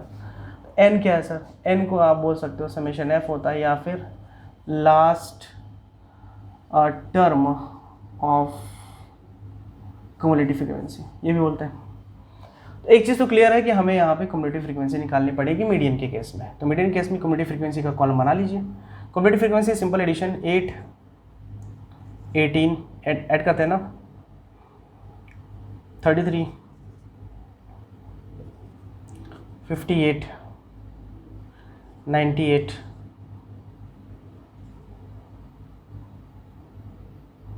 122 प्लस 18, 140। तो आप इसको भी n ले सकते हो, है ना, या फिर ऐड करोगे तो सेम वही तो मिलने वाला है, समीशन f भी तो वही मिलेगा 140। ओके, तो 140 तो मिल गया। तो n/2 निकालना पड़ेगा। n हमें पता चल चुका है, n/2 निकाल लेते हैं कहीं कॉर्नर में। n/2 कितना? 140/2 मतलब 70, है ना, n/2 70। अब 70 हमें ढूंढना है किसमें? Cumulative frequency. क्युमुलेटिव फ्रीक्वेंसी में 70 कहाँ मिलेगा भाई? ये रहा। 58 में मिलेगा नहीं, 58 से ऊपर जाएगा तो यहाँ पे मिलेगा। यहाँ से कौन कौन से वैल्यू हम कंसीडर कर सकते हैं? Let us take an out. क्या L मिल सकता है? जी हाँ, L मिल सकता है। L हमारा है 55, L मिल गया। n/2 मिल चुका है सर। CFB का मतलब क्या? प्रीसीडिंग क्युमुलेटिव फ्रीक्वेंसी, मतलब कि इसके ठीक पहले वाली प्रीसीडिंग क्युमुलेटिव फ्रीक्वेंसी। तो ये जो वैल्यू है ये CFB, ये आ गया। मेन फ्रीक्वेंसी, तो मेन फ्रीक्वेंसी में ये रहा हमारे main frequency F। H class size की बात कर रहा है तो देख के पता चल रहा है 10 लिया है इन्होंने, H की वैल्यू आ गई 10। आप यहाँ से कंसिडर कर लो कि कहीं से भी H = 10। So do we have all the required values to find the median? Yes sir, we have. Let us put and find the answer. Value of L is what? Value of L is 55 plus n by 2, sir, n by 2 is 70, okay, minus CFB 58 upon F is was 40 into H 10. So 55 plus 70 was 58, 10 minus 8 2, 6 minus 12 upon 40 into 10, ये तो गया 0 0, ये 3, तो 55 और plus 3 मिला करके answer आएगा 58। ये मीडियन एज आएगी आपकी, है ना, कितने ईयर्स आएगी आपकी median age. Hope so it is clear. अगर आपने लगाया है बेस्ट ऑफ लक, आपका आंसर सही होना चाहिए क्योंकि वो टफ क्वेश्चन नहीं था। Again based on the formula only. ये जो है एक डिबेटिव क्वेश्चन रहा है जिससे बहुत ज़्यादा कॉल्स मेरे पास आया कि सर यही क्वेश्चन है जिस पे आप कॉमन नंबर के लिए क्लेम किया जाए। चलिए देखते हैं कहाँ तक सही है क्या। सो this is the solution for this median part number 1। बाकी इसको इरेज नहीं कर रहे हैं क्योंकि अगला जो क्वेश्चन है वो इसी पे बेस्ड है, तो अपनी एनर्जी और टाइम का हम लोग सेविंग करेंगे जो करना चाहिए था आपको एग्जामिनेशन में। If X more peoples of age group 65 to 75 has enrolled, X और लोग इंक्लूड हो गए किस ग्रुप में? 65 to 75 में। यहाँ से कुछ वैल्यूज हटा देते हैं हम जो हमें काम में नहीं लेनी है ना, इसको ऐसे में छोड़ देते हैं फिलहाल ताकि आपका जो कंसंट्रेशन हो वो क्वेश्चन में बना रहे। 55 है, इसको भी हटा देते हैं, ये हमारा प्रायर सिचुएशन में आ गया, बाकी एन ऑन रहने तो कोई दिक्कत नहीं। If X more peoples of age group 65 to 75, 65-75 कहाँ गए ये वाला, इसमें एक्स और लोग इंक्लूड हो गए, मतलब ये जो फ्रीक्वेंसी इसमें एक्स और इंक्लूड हो गए, ये हाईलाइट करने वाली बात है। The mean would have been 58, अब ये मीन में चले आए, मतलब कि सी एफ का कोई मतलब फिलहाल हमारे पास नहीं है ना, क्योंकि मीन की बात कर रहे हैं तो सी एफ हमारे पास कुछ काम देने वाला नहीं है। Okay, mean given age, mean दिया है 58 दिया है। So you are free to solve this question by using any one of the method, चाहे आप एज्यूमिंग मेथड से लगाइए चाहे पे आप डायरेक्ट मेथड से लगाइए, आंसर में कोई चेंज आपको नहीं मिलने वाला है। ओके, तो हम लोग चलिए एज्यूमिंग से भी लगा सकते हैं, डायरेक्ट से भी, डायरेक्ट से ही लगाते हैं, देखते हैं क्या आता है। तो मीन निकालने का फॉर्मूला आपको पता होना चाहिए। मीन निकालने के लिए हमें अगर डायरेक्ट मेथड से निकालते हैं तो मीन होता है X bar is equal to, अभी डिस्कस किया था in short summation F X Y summation F या summation F I x I, सब मैंने बता दी कहानी सब कुछ आपको। तो एक्स बार हमें गिवन ऑलरेडी 58, ओके, और क्या रिक्वायर्ड है? समेशन एफ एक्स चाहिए, तो समेशन एफ एक्स के लिए एक्स चाहिए, एक्स निकालते हैं, और एक्स क्या है? अपर प्लस लोअर लिमिट बाई 2, जिसको हम क्लास मार्क के नाम से जानते हैं, है ना। अपर प्लस लोअर लिमिट ये रहा आपका 5 5 8 10, कितना आ जाएगा 40 40 का हाफ 20। फिर मैंने क्या बताया, एक आपका कंसीडर हो गया, उसके बाद जो भी एच होता है ना, उसी को जोड़ते जाओ। एच कितना? 10, तो 8 10 10 जोड़ते जाओ, कितना आएगा?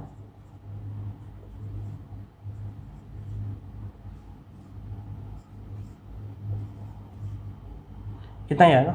ये तो नीचे है ना, ये समेशन एफ आया था 140, याद रखिएगा। अब किसी को भी चेक करना चाहते हो हमने सही किया गलत, तो ये 160 आएगा, 160 का हाफ 80, कहीं से भी उठा लो। ये 100 आएगा, 100 का हाफ 50, मतलब सही है, हमने एक्स सही निकाला है। एक कॉलम किसका चाहिए? एक चाहिए समेशन एफ एक्स, इसको थोड़ा सा इरेज करके आगे बढ़ा लेते हैं। एक कॉलम है हमारा एफ एक्स का, क्योंकि एफ एक्स चाहिए फॉर्मूले में, निकाल लीजिए।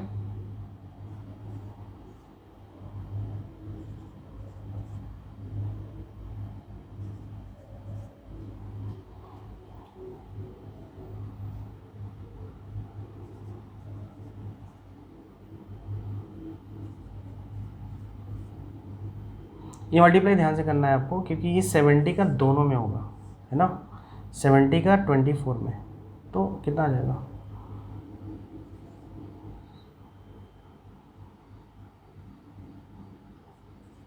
168 1680 आएगा, 1680 कितना आएगा, +70x भी आएगा। ये चीज़ थोड़ा सा फोकस करने वाली थी इसमें।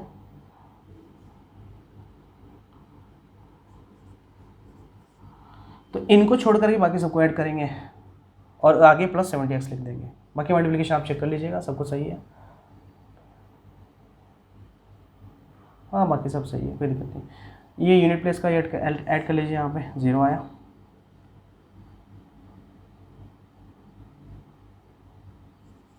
ये आ गया 3,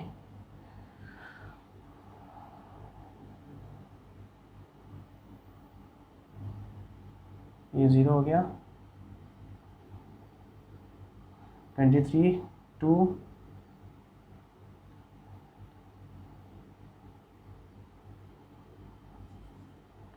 2 7830 आएगा +70x। ये आ गया आपका किसका वैल्यू, समेशन एफ एक्स का आ गया। समेशन एफ हमने निकाला था, कितना आया था, समेशन एफ आया था पहले तो 140 और उसमें x जुड़ गया, वापस बढ़ गया तो 140 + x आया।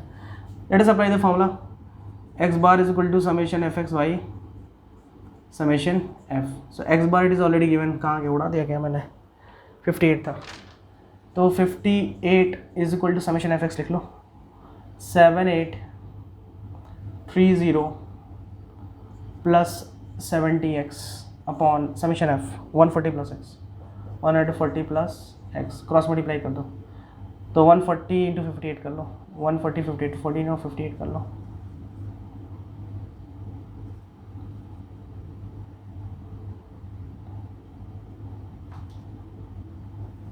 +8120 आएगा, 8120 + 58x, क्योंकि 58 का दोनों में होगा, इक्वल टू 7830 + 70x, इतना आया।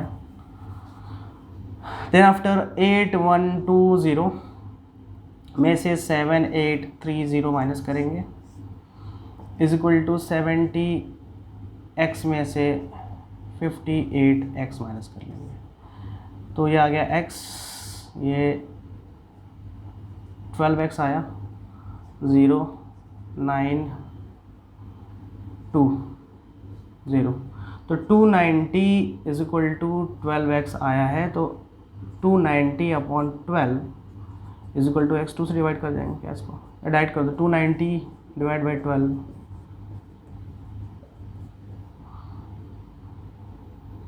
कितना आएगा,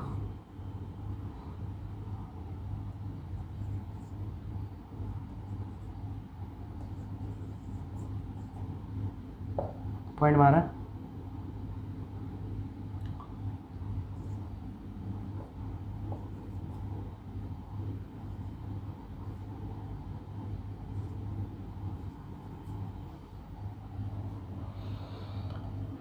यही आएगा। ओके 24.16 आ रहा है x की वैल्यू, मिसिंग फ्रीक्वेंसी। तो अप्रॉक्सीमेट अगर हम लेंगे इसको, तो अप्रॉक्सीमेट जो आंसर आएगा वो 24 आएगा। ये एक थोड़ा सा क्वेश्चन लिटिल बिट कन्फ्यूजन रहा है, क्योंकि x जो है वो एक कह सकते हैं x मोर पीपल्स के बारे में बात हो रही है ना। तो भाई पीपल जो होंगे वो डेसिमल में नहीं आने चाहिए, बट आप एक तरह से अप्रॉक्सीमेट आंसर अगर लेंगे तो 24.16 आना चाहिए आंसर। ओके, तो ये तो आपका करेक्ट मैथमेटिकल आंसर हो गया, लेकिन जो आपका प्रैक्टिकल आंसर होगा वो 24 होगा। This is your solution for the question, all the question of CBSE set number 2। Hope so you have clarify और your doubts regarding this question paper. अगर आपको कुछ भी एडिशन लगा है, don't go from here without like and subscribe. Thank you and Jai Hind.